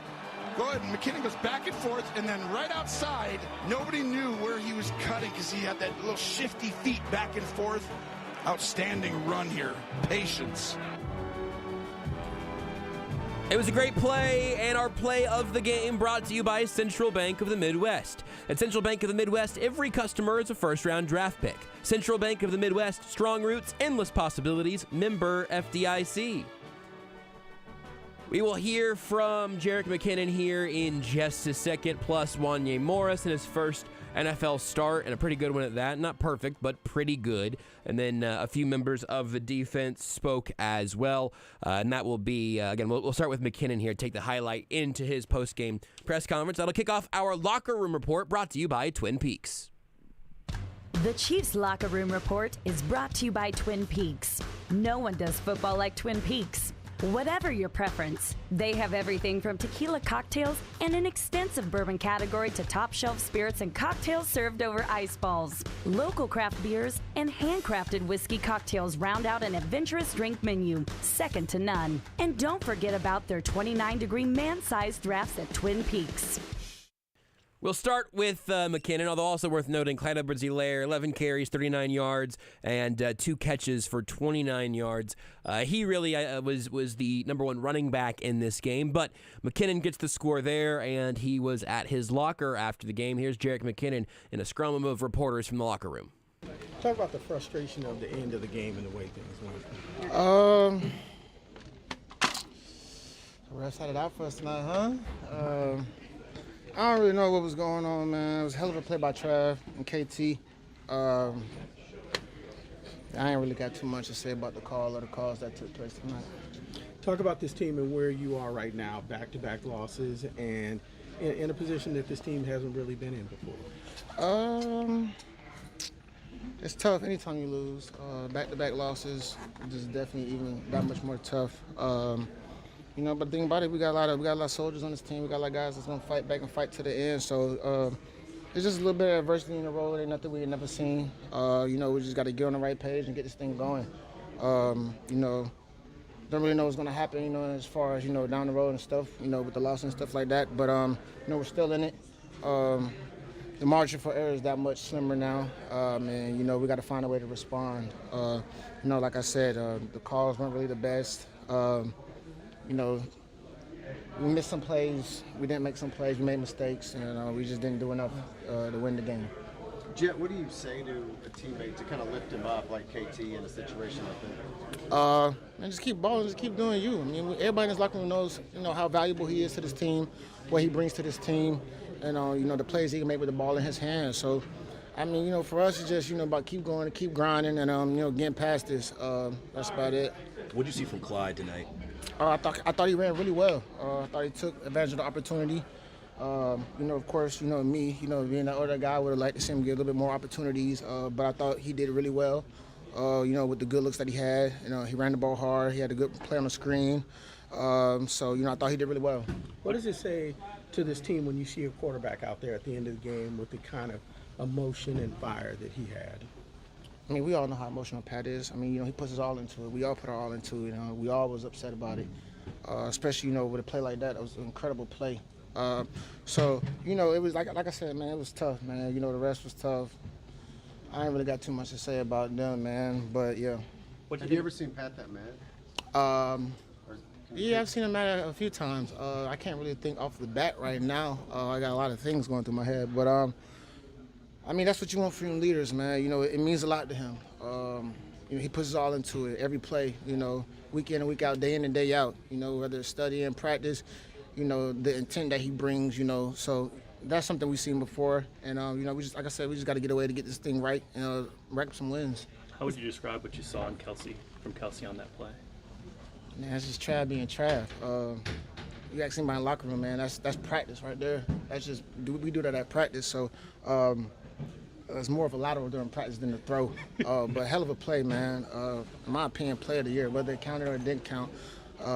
So, thing about it is, in those situations, that's why you want the ball in your best player's hands. And, he made something shake, and then he didn't even score. So, think Denver's only one game back right now. Do y'all feel that heat? Do y'all feel that pressure to close out the division? It's never no pressure. All we got to do is stay focused on us and the road that we're traveling. We can't really worry about what anybody else is doing or, et cetera, et cetera. We got these last couple games, and we got to find a way to win them all. Thanks, guys. Thanks, Josh. Appreciate it. There you go, Jerick McKinnon. And look, I, first of all, appreciate him being there. I don't know how many offensive guys stuck around to talk, but Rashee Rice was at the podium. And then just from what Steven and Lebo sent back, we got Wanya Morris, who we'll get in just a second, and McKinnon there. MVS has not been available post-game since he was at the podium that one time. I don't remember what game that was. If you remember, Dylan, I don't know. It's not that important. But it's been weeks and weeks since we've heard from him post-game, and Sky Moore is just not really a factor, so I don't think we've heard from him post-game for a while, and we get Kelsey every once in a while. But I appreciate McKinnon being there to talk after the offense, again, had a frustrating game that ended in a frustrating manner. Refs had it out for us tonight is not my favorite takeaway for anybody on this team to have. Because I don't think that's quite right either. Like, I think you could say the refs made a procedural mistake. And again, I'll just let Matt Derrick explain to everyone instead of me read. Or I can read the statement here in a little bit, but I'm guessing we're going to time out in a way that I'll let Matt Derrick take us into his conversation with Carl Cheffers and the next man up. But they didn't have it out for him. It's just refs being bad again. And in this case, again, like breaking their formula typically. I understand that's incredibly frustrating. And also, like I'm going to go ahead and do let's do a basic read through of how these drives ended today. First drive, pass batted up, intercepted. Second drive, Mahomes sacked on 3rd and 7. So they punt. Next drive, false start on MVS, makes it 3rd and 12. Checked to McKinnon under pressure. McKinnon tried cutting it back, couldn't get anywhere close to 12, so they punt. Next offensive drive, behind the sticks on a Clyde loss. 2nd and 12. Tony has a drop that would have made it 8 or 10 yards. 3rd and 12 after the Tony drop. Mahomes tries going to MVS. I don't think he was where Mahomes wanted him to be on that play. Next drive, turnover. After Shamari Connor gets you the ball back. Chiefs go ahead and go score a touchdown off that, make it 14-7 Bills. Then they come out again, tie it up with the touchdown to Rice. Then the next drive, Rashee Rice fumble. Then the next drive, they settle for a field goal. After the sack on, or at least they... Not the sack, but the hit of Von Miller of Patrick Mahomes on 3rd and 8 from about the 10-yard line. So they take a field goal in the red zone. Next offensive drive, they go 3 and out, totally waste a great defensive stand. They pump the ball back. And then the next time they touch the ball was the last time they touched the ball, and bad refereeing or great refereeing. They had scored 17 points against a Bills defense that everyone knows is not very good. So I only have so much of an appetite for that, but it is a little bit of everything. It is all working together. Let's go ahead and hear from the other offensive player that we were able to hear from post-game. Wanya Morris gets the start at left tackle, has a good game. I think it may have been bookended by some rough reps, but by and large, thought he looked pretty good. Let's hear from Wanya Morris after the game. They got some really good vets, some really good rushers, especially Ed,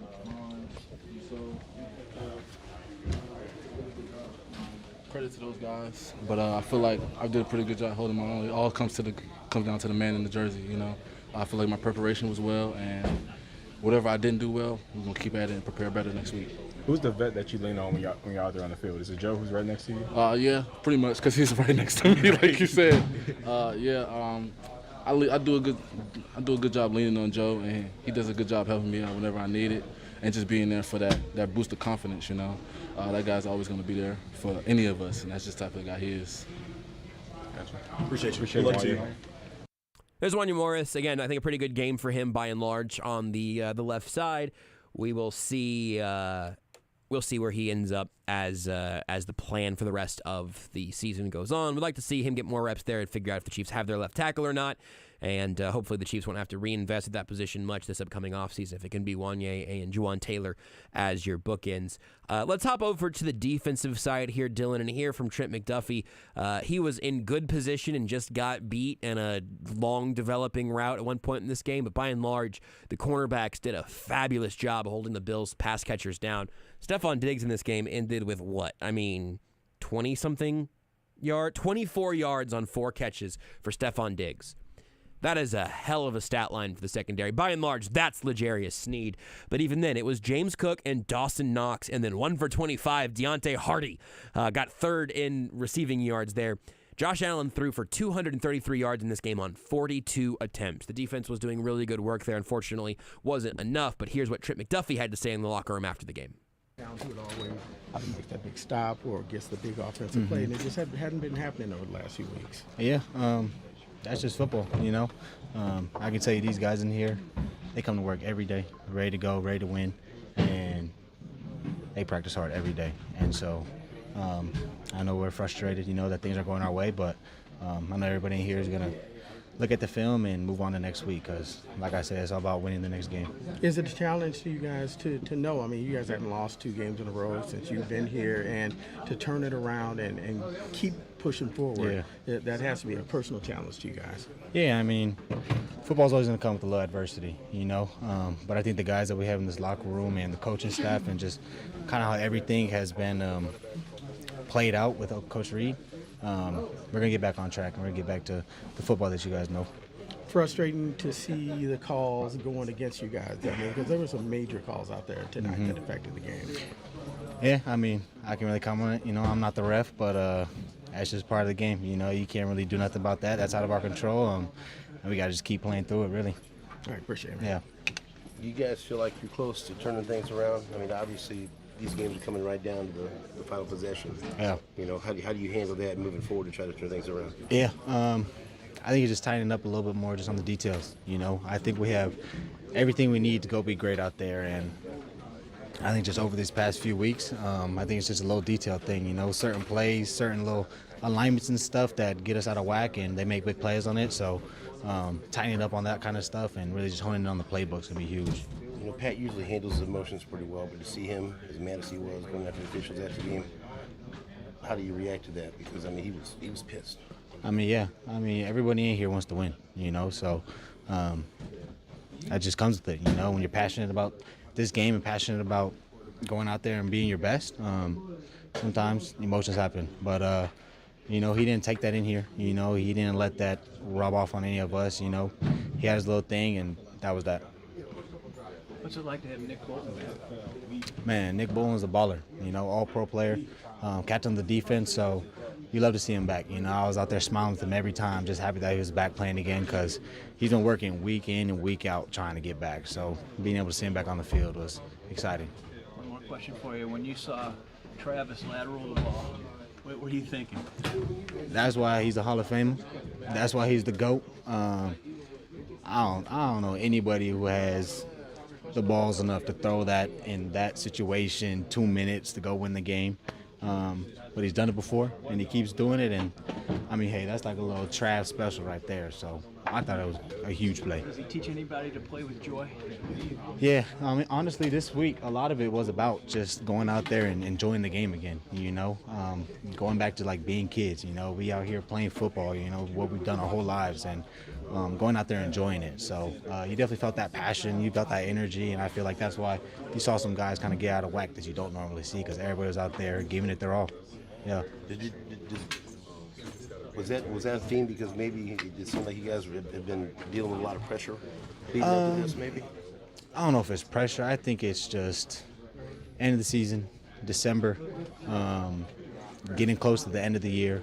And so things like that, you kind of want to look back and not let things overpass you, not just be like, okay, we got another game, this week, whatever. And really just focus in and be like, you know what, we have an opportunity to go out there and play. And that was kind of like the message they were saying. Yeah. Yep. There's some good stuff from Trent McDuffie. I also kind of sympathize because good questions from Steven and the gang, but also it's like he's been playing all pro level football on the side of the ball that's playing really good football still. So he's taken a lot of questions that aren't like his responsibility, if that makes sense. And even then, he gave some. I really enjoy hearing from McDuffie because he gave some good stuff there about Steven asking about what he saw from Mahomes there and how pissed he was, and McDuffie noting like, hey, he didn't take it into the locker room with him. Like he had his thing out there and then didn't bring that energy. That's kind of interesting. He had a little bit of it at his podium still, but that's him trying to fit the situations with his energy. And then also kind of interesting to hear him talk about how like part of the message this week was going back out there and like having fun playing football again. And that's great until it ends this way, and then it's deeply frustrating again. Let's go ahead and stay in the defensive backfield. Let's hear what Justin Reid had to say following the game. In and out with an injury, I think a couple of times, but ultimately finished the game. Nothing serious. We got to hear from one of the leaders of the defense about what he saw from the backside. Playing well, really developing nicely. Takes the coach, and he's going to be a good player. Defensively, you guys obviously give up a couple touchdowns early, but really shut down a really good offense, holding to 20 points. You happy overall today, or you feel like it wasn't enough? Because I don't think anyone can, there's no, I don't know the word, participation awards for, when you win. This game is about winning and losing. And, give credit to them, they did enough to win today. Now, we did some things that we're proud of, but there's also some things that we can get better at. And we need to look at the tape and keep sticking together, because this team has tenacity. We all want to win. We all believe in each other. We just got to, pull a little bit harder, find one or two plays more to go out and get the win. Did you get a chance to see the last play, or what did you, or not the last play, but did you get a chance to see the play that they called back where it looked like Tony's foot was off by a shoestring? Yeah, I don't think it's my place to comment on that, but, you got to play with the cards that you're dealt with and just deal with it. So, try not to leave it in the officials' hands and try and play a game where you're dominant enough to just win without any calls being made. How was it having Nick Bolton back? That's great. Nick's an all-pro caliber player. He's the leader of our defense, very vocal, and he's very calming on the field for everybody. So it's great to have him back out there. To have Pat so mad after the game where he's being held back and going after the officials, what's your reaction? He's usually level-headed in that situation. What's your reaction to seeing that happen? I mean, we're all bought in. We put in heart, sweat, blood, tears. We work hard, man, to come out and do what we do. So we're all passionate to go out and get a win. And, when things feel like they're stolen from us, it's just hard. So it's a feeling that we all share.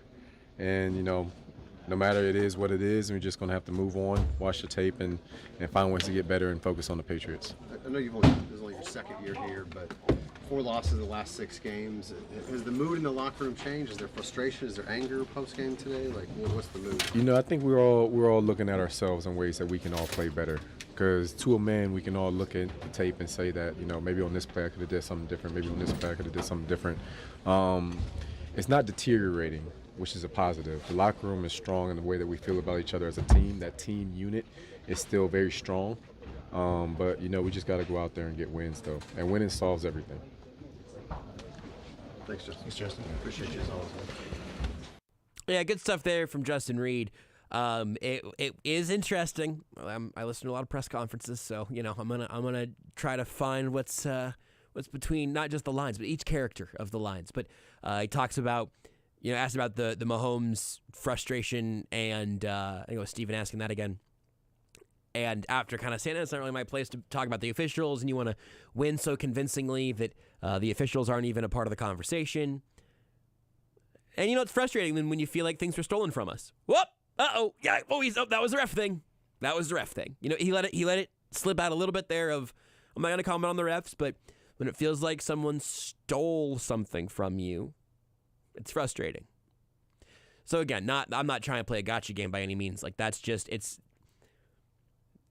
the tenor of the room has had that in spades of no one wants to be talking about referees post-game, but it keeps at least seeping through the cracks, even from the guys who don't want to be one of the ones commenting on it, even from the defensive guys. One more locker room clip to hear. Let's hear what Willie Gay had to say, obviously playing next to Nick Bolton in Bolton's return and obviously a part of this entire defense. So Willie Gay, after the game, do we have that, Dylan? We got to go to Willie Gay. Dylan. William Gay Jr. Let's hear from Willie Gay after the game.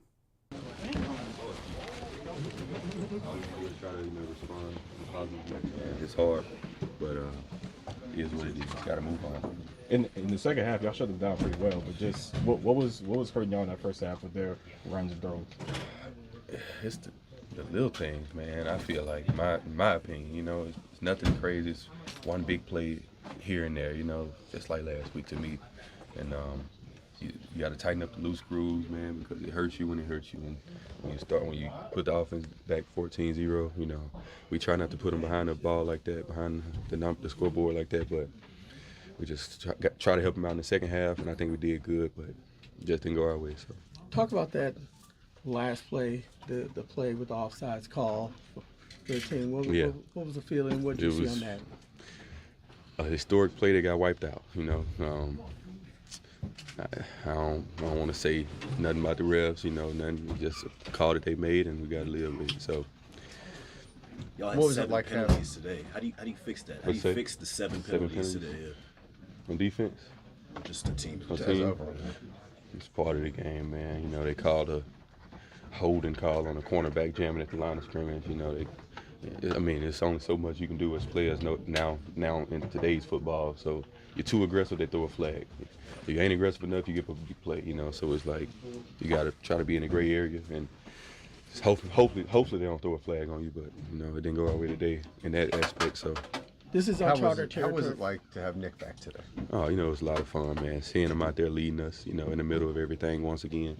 It's a lot of fun seeing him back out there, getting that action, man, getting some tackles, get the feeling of the game back. So definitely looking forward to keep going with him. You guys had some guys who weren't used to being on the field out there. It looked like there was some miscommunication on that first touchdown they got to James Cook. It happens, my man. It is. It's part of the game. How do you deal with coming back after back-to-back losses? This is something this team's not used to. Yeah. So you just got to suck it up and keep moving on. Stay positive as much as possible. Keep everyone else positive. Keep everyone else uplifted, and just keep chopping wood, baby. Keep it going. You're the vibrant personality, but you always have the calmness. It seems like you have the coolest head when you're out there. What do you tell the guys when they're in those heated moments to just rise? Me personally, man, I just say have fun. When you're down on the scoreboard, when you're up by 30, whatever it is, have fun, man, and let the good Lord make everything else happen. You only can control so much with the refs and how things go, on the field. So you just gotta have fun. And that's what I tell the guys. Play with swag. Pat's usually pretty level-headed. To see him go after the officials like that and be as mad as he was, what's your reaction to that? Hey, man, it was a big call, and we hate it happen. It was on their side. They was happy it happened. It's part of the game. So. This team's usually not, back up against the wall for the 1 seed, usually in control of your own destiny. Yeah. How do you handle this moving forward? Hey, just keep going forward. Don't look at that. We ain't worry about that right now. We just got to win next week. So I guess. Thanks, Willie. All right, there's Willie Gay Jr. We will go ahead and take a break and then come back with Pro Football Writers of America beat reporter and pool reporter Matt Derrick of ChiefsDigest.com, as he was the one who got to ask the refereeing questions today, and he, heard all of the things from Andy Reid and Patrick Mahomes, asked some of those questions, and then had part of the ceiling fall on him. So we'll, I think he was in there for that. We'll get through exactly how the sky is falling at Arrowhead and what led to that when we talk to Matt Derrick of Chiefs Digest, coming up next in the Sports Radio 810 WHP Postgame Show.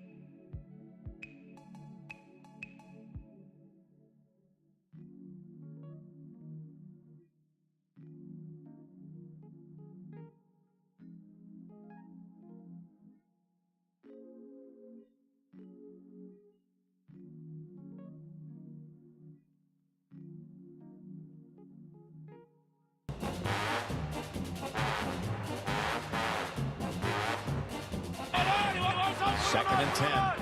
They came after him on the last one. I don't think they'll sit back consistently. Here they come again.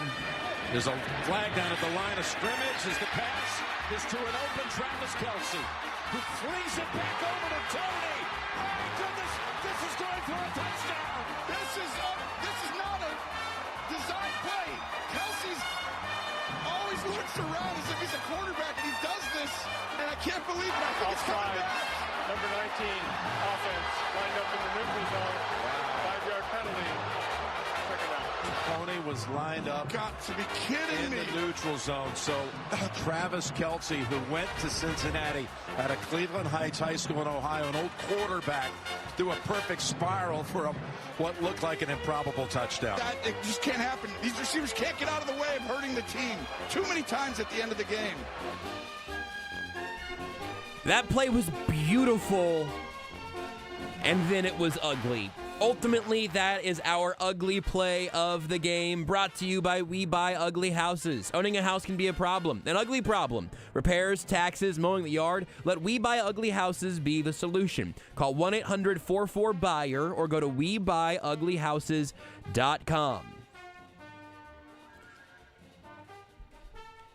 Tony Romo was on it all night.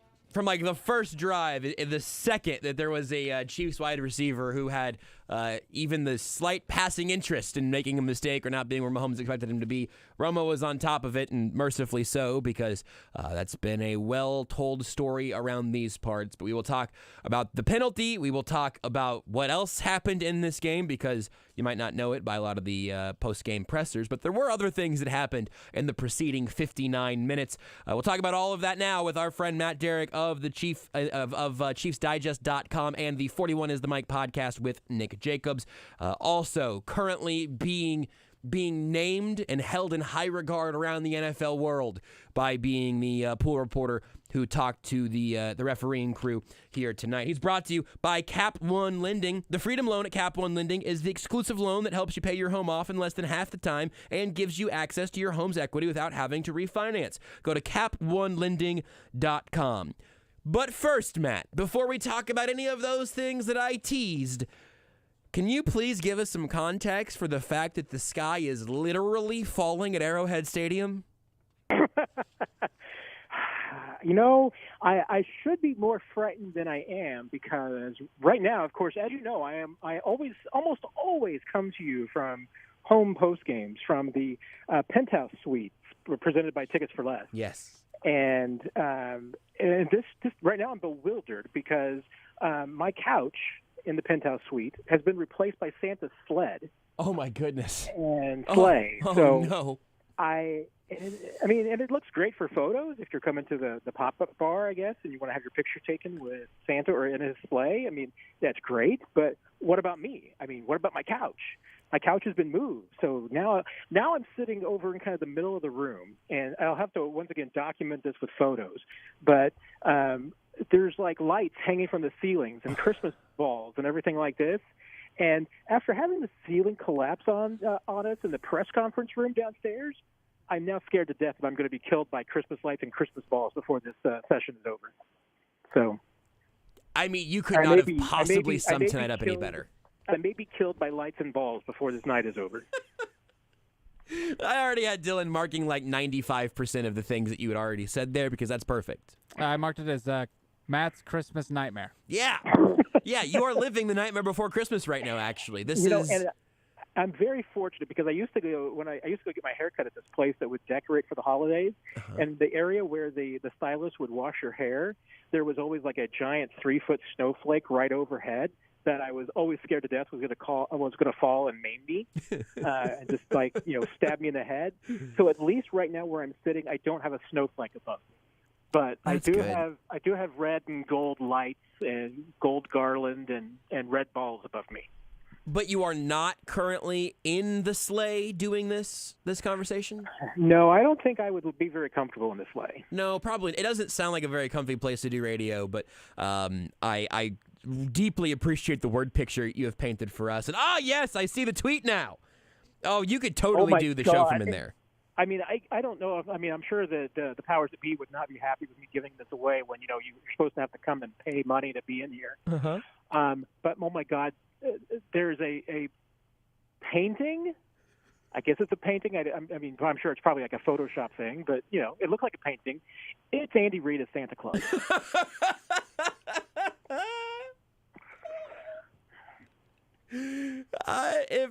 Man, I know like, they play on Christmas, so I know that he may have a chance to bring the Santa suit back out.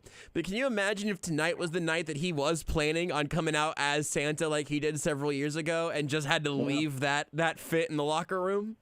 Yeah, he's dressed as Santa and he has a headset on. Wow, man, that is special. And there's stockings. There's 4 stockings. There's one for Travis Kelce. There's one for Patrick Mahomes, Chris Jones, and L'Jarius Sneed. Good. I guess all 49 other guys are getting Cole. Yeah. Because they don't have stockings. You can also put Cole in a stocking. I mean, so I wouldn't even say those guys are safe yet, but it seems like a pretty good bet. Yes, it's notable that there's no receivers that have any stockings up.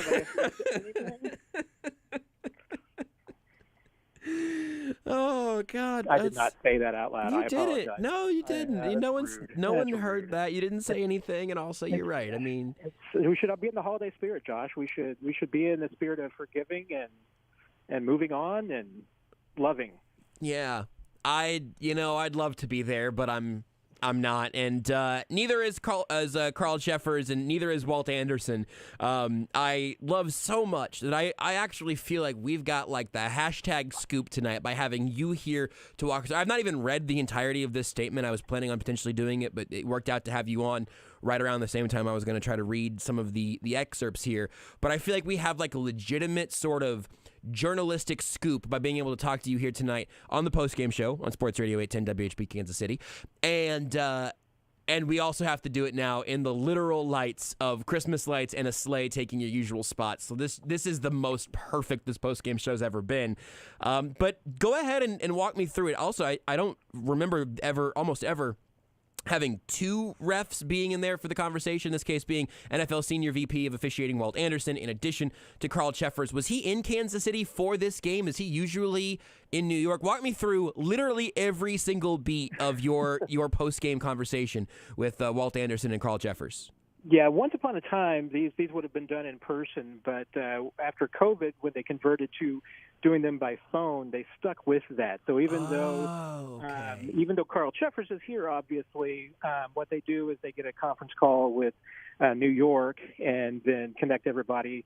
The NFL actually handles this, so it's a local reporter who does the pool report. Mm-hmm. Adam Teicher and I are the 2 designated ones. So I handled it tonight, and Walt Anderson is the senior VP of officiating who's in New York, and he's the one overseeing the replays in New York. Sure. So anytime that there is a ruling that involves replay, that's when usually Walt Anderson gets involved. So since we were talking about both the offsides call against Kadarius Toney and also Latavius Murray's catch or not a catch, but one that was ruled a catch and upheld by replay, they brought both of them on for me. Okay. Well, let's go to the offsides and the Kadarius Toney side of all of this. And you can let's I guess do it in the order that you were going through, because you got to ask kind of the follow-up on, I'll say, on behalf of Andy Reid. Did Andy Reid a favor asking Carl Cheffers about what Andy Reid called embarrassing. But on that topic, I guess let's go a little chronological. Mahomes losing his mind on the sidelines, the play itself you're obviously seeing there from Arrowhead, the aftermath, and the post-game press conferences from Reid and Mahomes both. Even before you get to Carl Cheffers, how did you experience all of that? Because I was surprised by several steps in that process. There was a lot of confusion. I mean, certainly there was when the play happened, because when we saw the flag, especially at least in the press box, we all assumed, hey, that's a free play. Yeah. Because it wasn't stopped, which would normally be the case if there's a penalty on the offense in a situation like that at the line of scrimmage. I'd have to go back and look short, because I was asked by actually some of the players in the locker room, hey, wait a minute, isn't that a dead ball foul? If it's offsides by the offense, why wouldn't they have blown the play dead? I don't have a good answer for that, and I did not ask them about that specifically. But there was a lot of confusion, even to the point where on the field the players didn't exactly know what was called. So I don't know exactly when Andy Reid got a good explanation. And obviously he said he didn't get anything from the officials on the field. So at what point everybody kind of understood what the call was and who it was against, I think that was different for everybody. Because, like I said, there were even guys on the field who didn't understand what the call was and who it was against when it happened. And it wasn't until after the game that and certainly there was, you could see on the game. I mean, I know I had one eye on the replays and one eye on the field, and certainly saw there was a lot of people upset. I think you could see Patrick Mahomes was pretty upset at the officials. There was probably some that maybe thought that he was upset at a teammate. I thought it was at the officials the entire time. And certainly in the post-game press conferences, you got the tone from Andy and Patrick that they were pretty upset about it. But when I asked the officials to walk me through the play, and Carl Cheffers to walk us through, and basically, he said he didn't want to be overly technical, but that it's pretty cut and dried. That when a receiver is lined up across the line of scrimmage, it's a penalty, and if it's egregious enough, it would be beyond any warning. So, that goes back to the kind of a little bit of Andy Reid's argument, which was, hey, there was no warning. The official didn't warn him. The official response is that, well, normally that's up to the player or the coach to ask if the player is lined up correctly. And, and Carl Cheffers was not aware whether or not that Kadarius Toney asked the down judge whether or not he was lined up correctly. He also did not know if there had been any warnings issued during the game to anyone.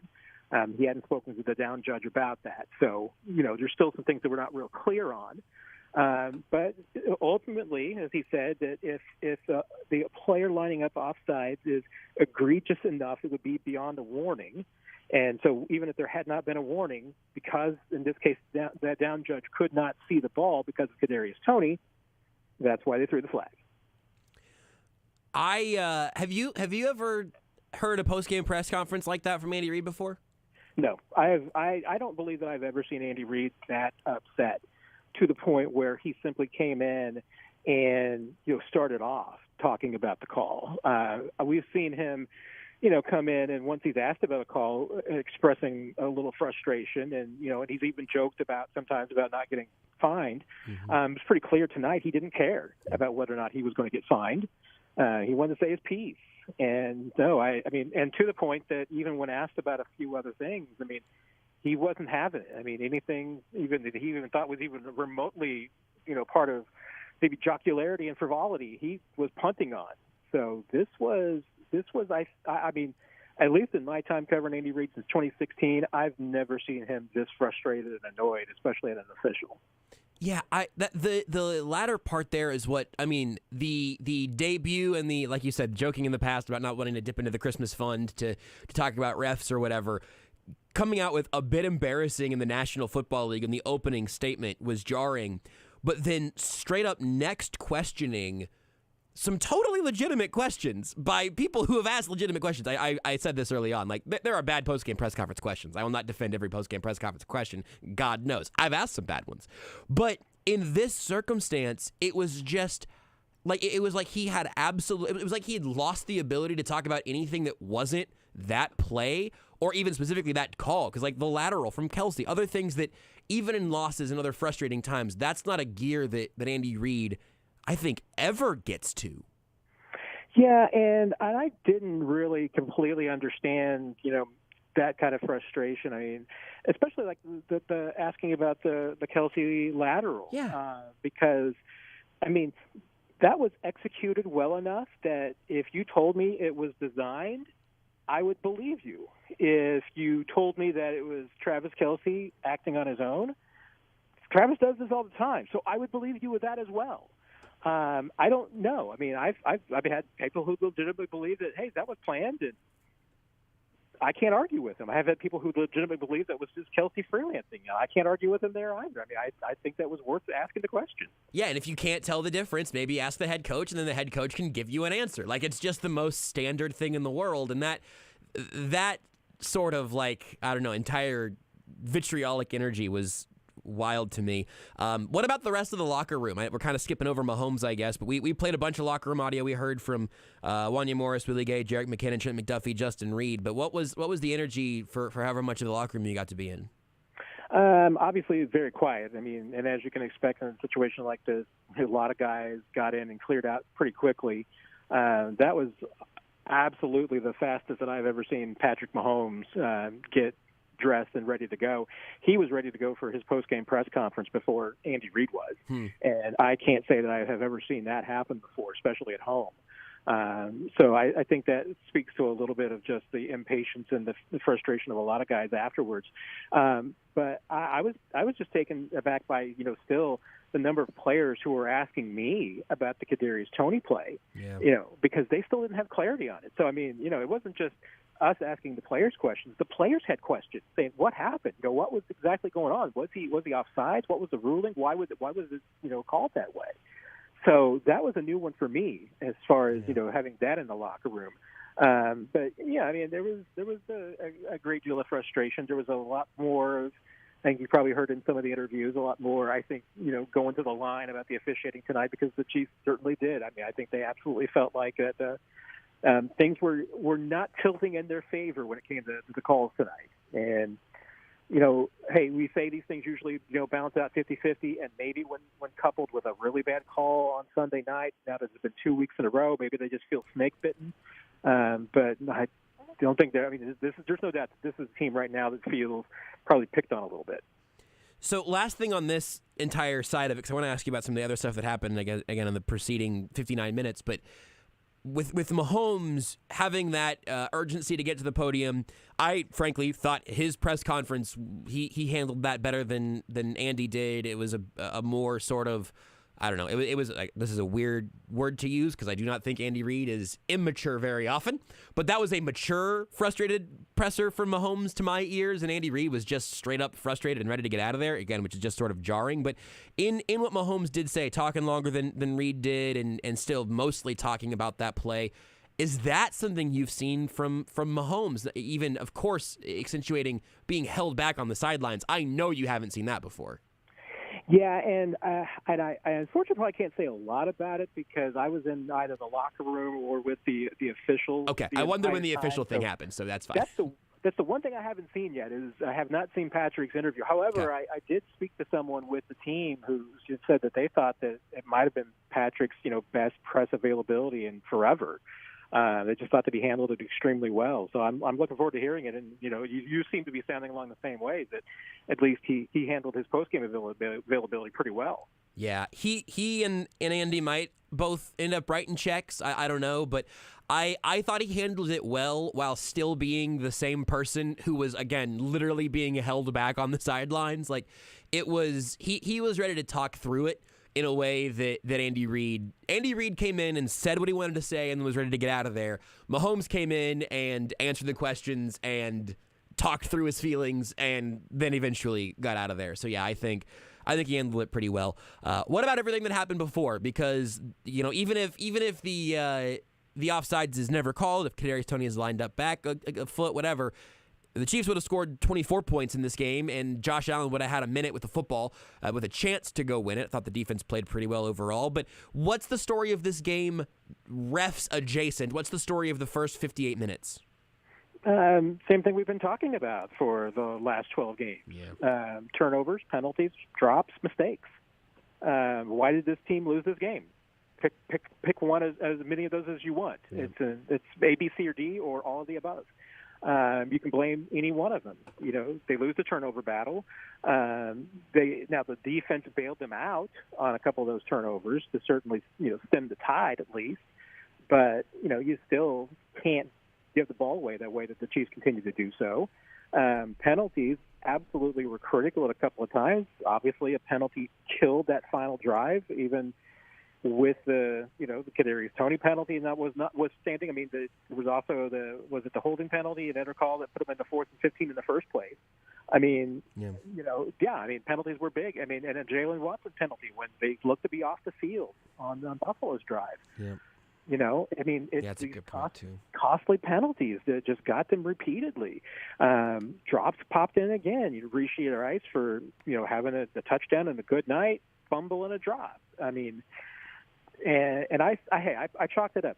For rookies, it's going to happen, until it becomes a long-term issue. But I'm not going to be worried about rookie drops, and I'm not going to be worried about a rookie fumble. I mean, it's his first charge one of the year. Yeah. And I know that I think he's put the ball on a couple of other times, but they were either overturned by replay or called a change on the field. But so his first fumble, so I'm not going to be worried about that. A.J. Brown on TV in front of me just got stripped by Stephon Gilmore, and it was just Gilmore getting his hand there and popping the ball out, and that's A.J. Brown. That I'm with you. That does not slow my roll on Rashee Rice at all. No, I mean, he's going to learn a little bit more about ball security and get better at it. His hands will get stronger and all those things, so I'm not worried about that. But these other things, these are, once again, this is not the Kansas City Chiefs offense. And, and even though we're going to get to we'll get to the final 2 minutes, and we'll say, well, once again, this is the team. This offense had the ball with a chance to win the game, and how many times have we said that over the last 6-7 years? And every time before, you thought, that's Mahomes and the Chiefs. Of course they're going to go down and get it.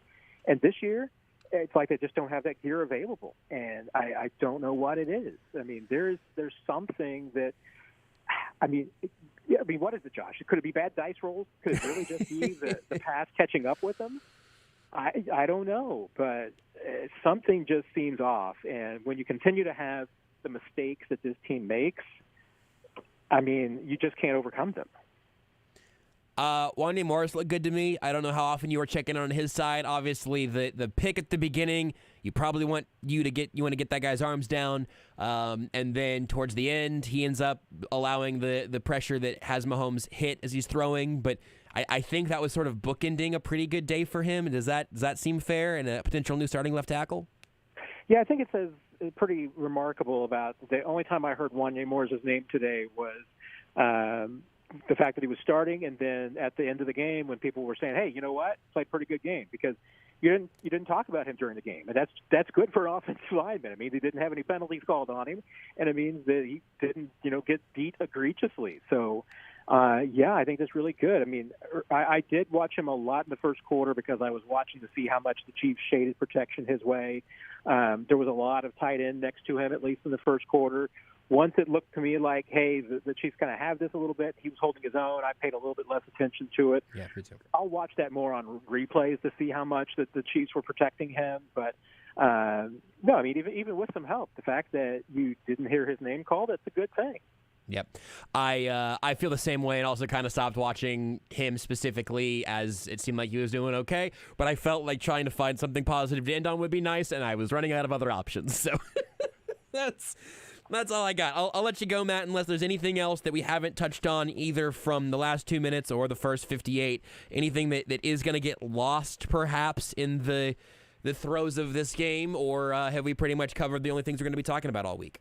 Hey, the defense played 40 minutes of outstanding football. The first 20 are probably some that they'd like to have back. But after that, and you take away 2 plays and throws to James Cook, and Chiefs probably win this game. But, the Buffalo had a couple of great calls and great plays that they executed fantastically. But after that, I tell you what, they made Josh Allen look pretty ordinary. Yep. And this was a Buffalo offense that the last couple of games since the offensive coordinator change had been averaging 33 points a game and looking pretty good. And like I said, for 40 minutes, they made him look pretty crappy. And even for 60 minutes, they only gave up 20 points. This is an offense that had been on a roll and coming off a bye week. So, you'd like to be better defensively in the first 20 minutes. But, again, you think historically with Patrick Mahomes, you give up 20 points at home, you feel like you're going to win that game. So I can't fault the defense a whole lot. Again, it's going to come back to the offense and just not getting things done enough. But I was perplexed on a few things. Even that first penalty on Travis Kelce for offensive pass interference, I thought was really tic-tac. Yeah. Because it was in the 5-yard zone where, usually you can maul each other, and they're not going to call anything. So the fact that they called something there was really surprising to me. But, Kelce has a decent game, and good grief if, hadn't had the Kadarius Toney call. I'm with Patrick Mahomes. I still want that to be on the guy's Hall of Fame reel because that was just wicked. It was an unbelievable play that did John Baldwin's catch around the defender, did that not count for some reason? My memory on this is always a little fuzzy. You know what I'm talking about? I do know what you're talking about, and I don't remember either. Maybe that's the key, is that maybe we eventually don't remember. Did Kelce make that play in a loss and it counted? Or they lost the game, but hopefully that will all be lost to history. And everything you said about the defense is another thing that I don't think I've even mentioned yet tonight. It's frustrating because of the way the game went. But in terms of running backs and tight ends kind of did like 90% of the Bills' offensive damage through the air.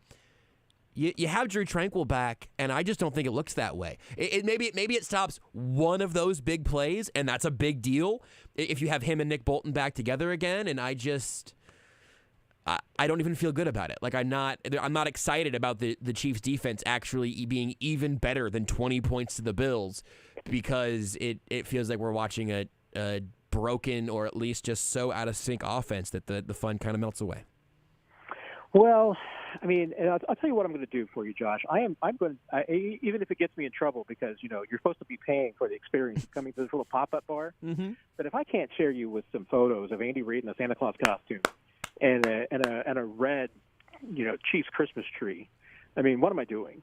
I mean, that's what people look to me for, Josh. So if I can bring some cheer to your otherwise dreary post-game show, it's what I do. You've been doing it for the last 25 minutes. You can keep doing it for eternity with those pictures. Maybe we'll set it as some backgrounds or whatever to try to get the Christmas spirit going. Go ahead and loop in Dylan also. He's had to listen to me complain about this game, so he's in an even worse spot than I am. So go ahead and spread that Christmas cheer. You've already tweeted out the sled. People can see that on Twitter at Matt Derrick. As you are around the NFL world right now, being praised as an intrepid pool reporter. If people go click through your timeline, they will see a Chiefs-branded sled that you are not currently sitting in that replaced your special couch. Oh. And if that's not perfect, I don't know what is. Oh, I didn't tell you this, but I moved over to the sled midway through the conversation. So I'm in the sled. It's not terribly comfortable, but I'm in the sled. If there is anyone in the pit house, I keep calling it a sled.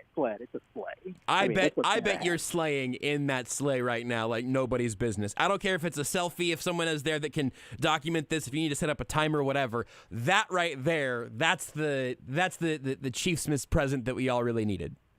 There is something called a photo bus over here that I don't know if it's supposed to have somebody that operates it or what, or you have to pay or something. I'm not sure I can operate it by myself, but oh my God, Josh, you're getting a selfie of me in the sled. Come on, the sleigh. I can't wait. I'm so excited. I'm going to tell you. I'm going to throw one more favorite, and I'm going to drag this conversation out. Please. Even though Dylan's like, we got to go to break. No, he doesn't care. And go home. No, he runs the zone. He doesn't care about breaks. I'm going to tell you what kind of optimism I'm in. Here's the optimism I'm in. If you're a Chiefs fan, the Chiefs are going to be probably the 3 seed. I mean, it could still be the 2 seed. Sure. And 2 seed would be great, but if they're the 3 seed, they're not going to be the 4 seed, because Jacksonville or whomever wins the AFC South is terrible. Yeah. I mean, they're going to end up with a worse record than the Chiefs, and certainly can't have the Chiefs beating the tiebreaker. So that entire division is just a hot dumpster fire of average. The only 2 teams ahead of the Chiefs are Baltimore. Well, Baltimore is going to lose before the AFC Championship round, so you just know that. Right. They're not making the AFC Championship game. They don't. They always flame out early, which means, the only thing you got to really be worried about is Chiefs and the Dolphins. And honestly, Chiefs are going to beat the Dolphins wherever they play. Should beat the Dolphins wherever they play them. So, but once again, this is 2021. Can this team go to the Super Bowl? Absolutely. Could they flame out in the playoffs in any round? Absolutely. I mean, there's a wide range of outcomes for this team, but I still refuse to close the door on this team. I'm with you. I'm absolutely with you. But I also don't expect them to kick down any doors right now. And it's just kind of like sneaking through as the door is maybe slightly closing. And that's absolutely where I am at also. I wish I was with you in the sleigh, in the penthouse at Arrowhead, but the photos will have to do. Thank you, Matt, for your Christmassy service as always. I can't wait to talk to you in a nice mid-afternoon slot after the Chiefs do something, I'm sure, in some way infuriating against the Patriots next week. After I publish this selfie, maybe the likes of Conrad McCorkin or something can Photoshop you into slay with me. I would love that. I will personally tag Conrad and attempt to make that happen. Just don't be egregiously offsides while you do it. I will do my best. Thank you, Matt. Thank you. You can read Matt's work at ChiefsDigest.com. Listen to him on the 41 is the Mike podcast alongside Nick Jacobs, and also follow the rest of the NFL world by reading his pool report with Walt Anderson and Carl Sheffers about everything that happened tonight. Not great refereeing, but great reporting, thanks to Matt Derrick. He is brought to you by Cap One Lending. The Freedom Loan at Cap One Lending is the exclusive loan that helps you pay your home off in less than half the time and gives you access to your home's equity without having to refinance. Go to caponelending.com. We'll take a break, come back, and begin to close some things up, a few final thoughts, and what exactly transpired as the Chiefs fall to the Bills 20-17. They are now 8-5, so what's next? We'll talk about that when we come back.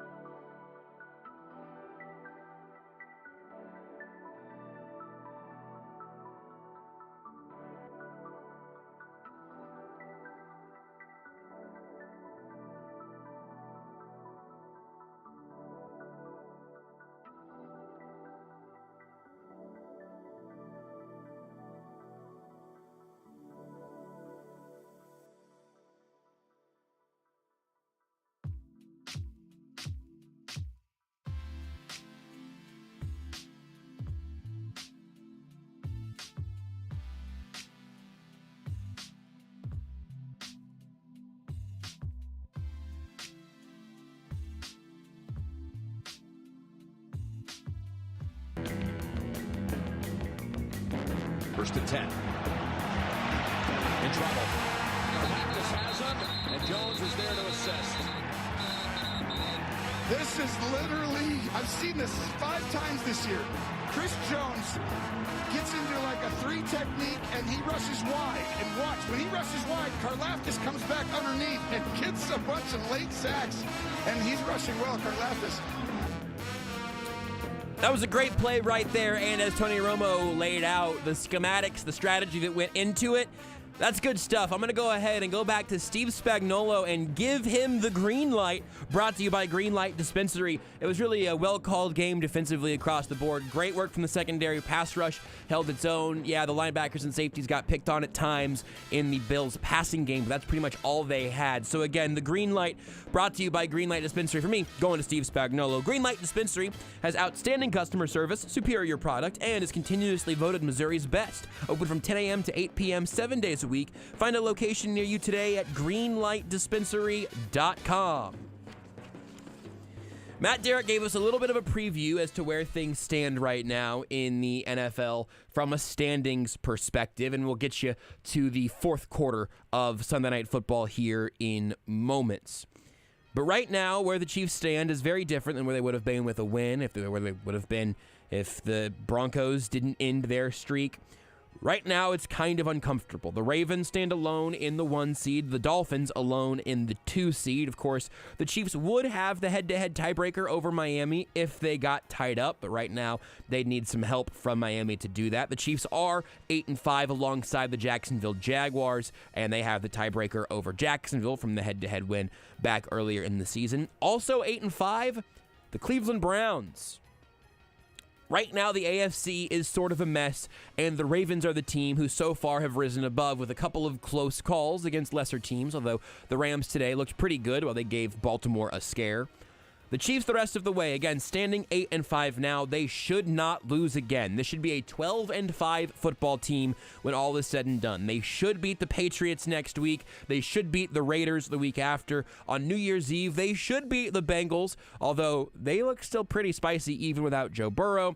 And then it's the Chargers to end the season, and a 5-8 Chargers team who will not have anything to play for at that time. The Bengals could still be fighting for a playoff spot. The Raiders and Patriots obviously will not be. But the frustrating thing is that the frustrating things have not changed. Top to bottom, it's receivers, it's turnovers, it's all of the self-inflicted wounds. At this point, it's become a bit of a trope, because it's beyond actual analysis. Refereeing tonight was frustrating and certainly didn't help things. That was true last week as well. It's true through most of the NFL. But tonight, once again, the Chiefs found an enemy in themselves, and putting up just 17 points at home against the Bills was never going to get it done. We'll talk about it much more tomorrow, all day on Sports Radio 810. We'll take your calls more and talk more in the zone starting at 10. Till then, bye, Mom.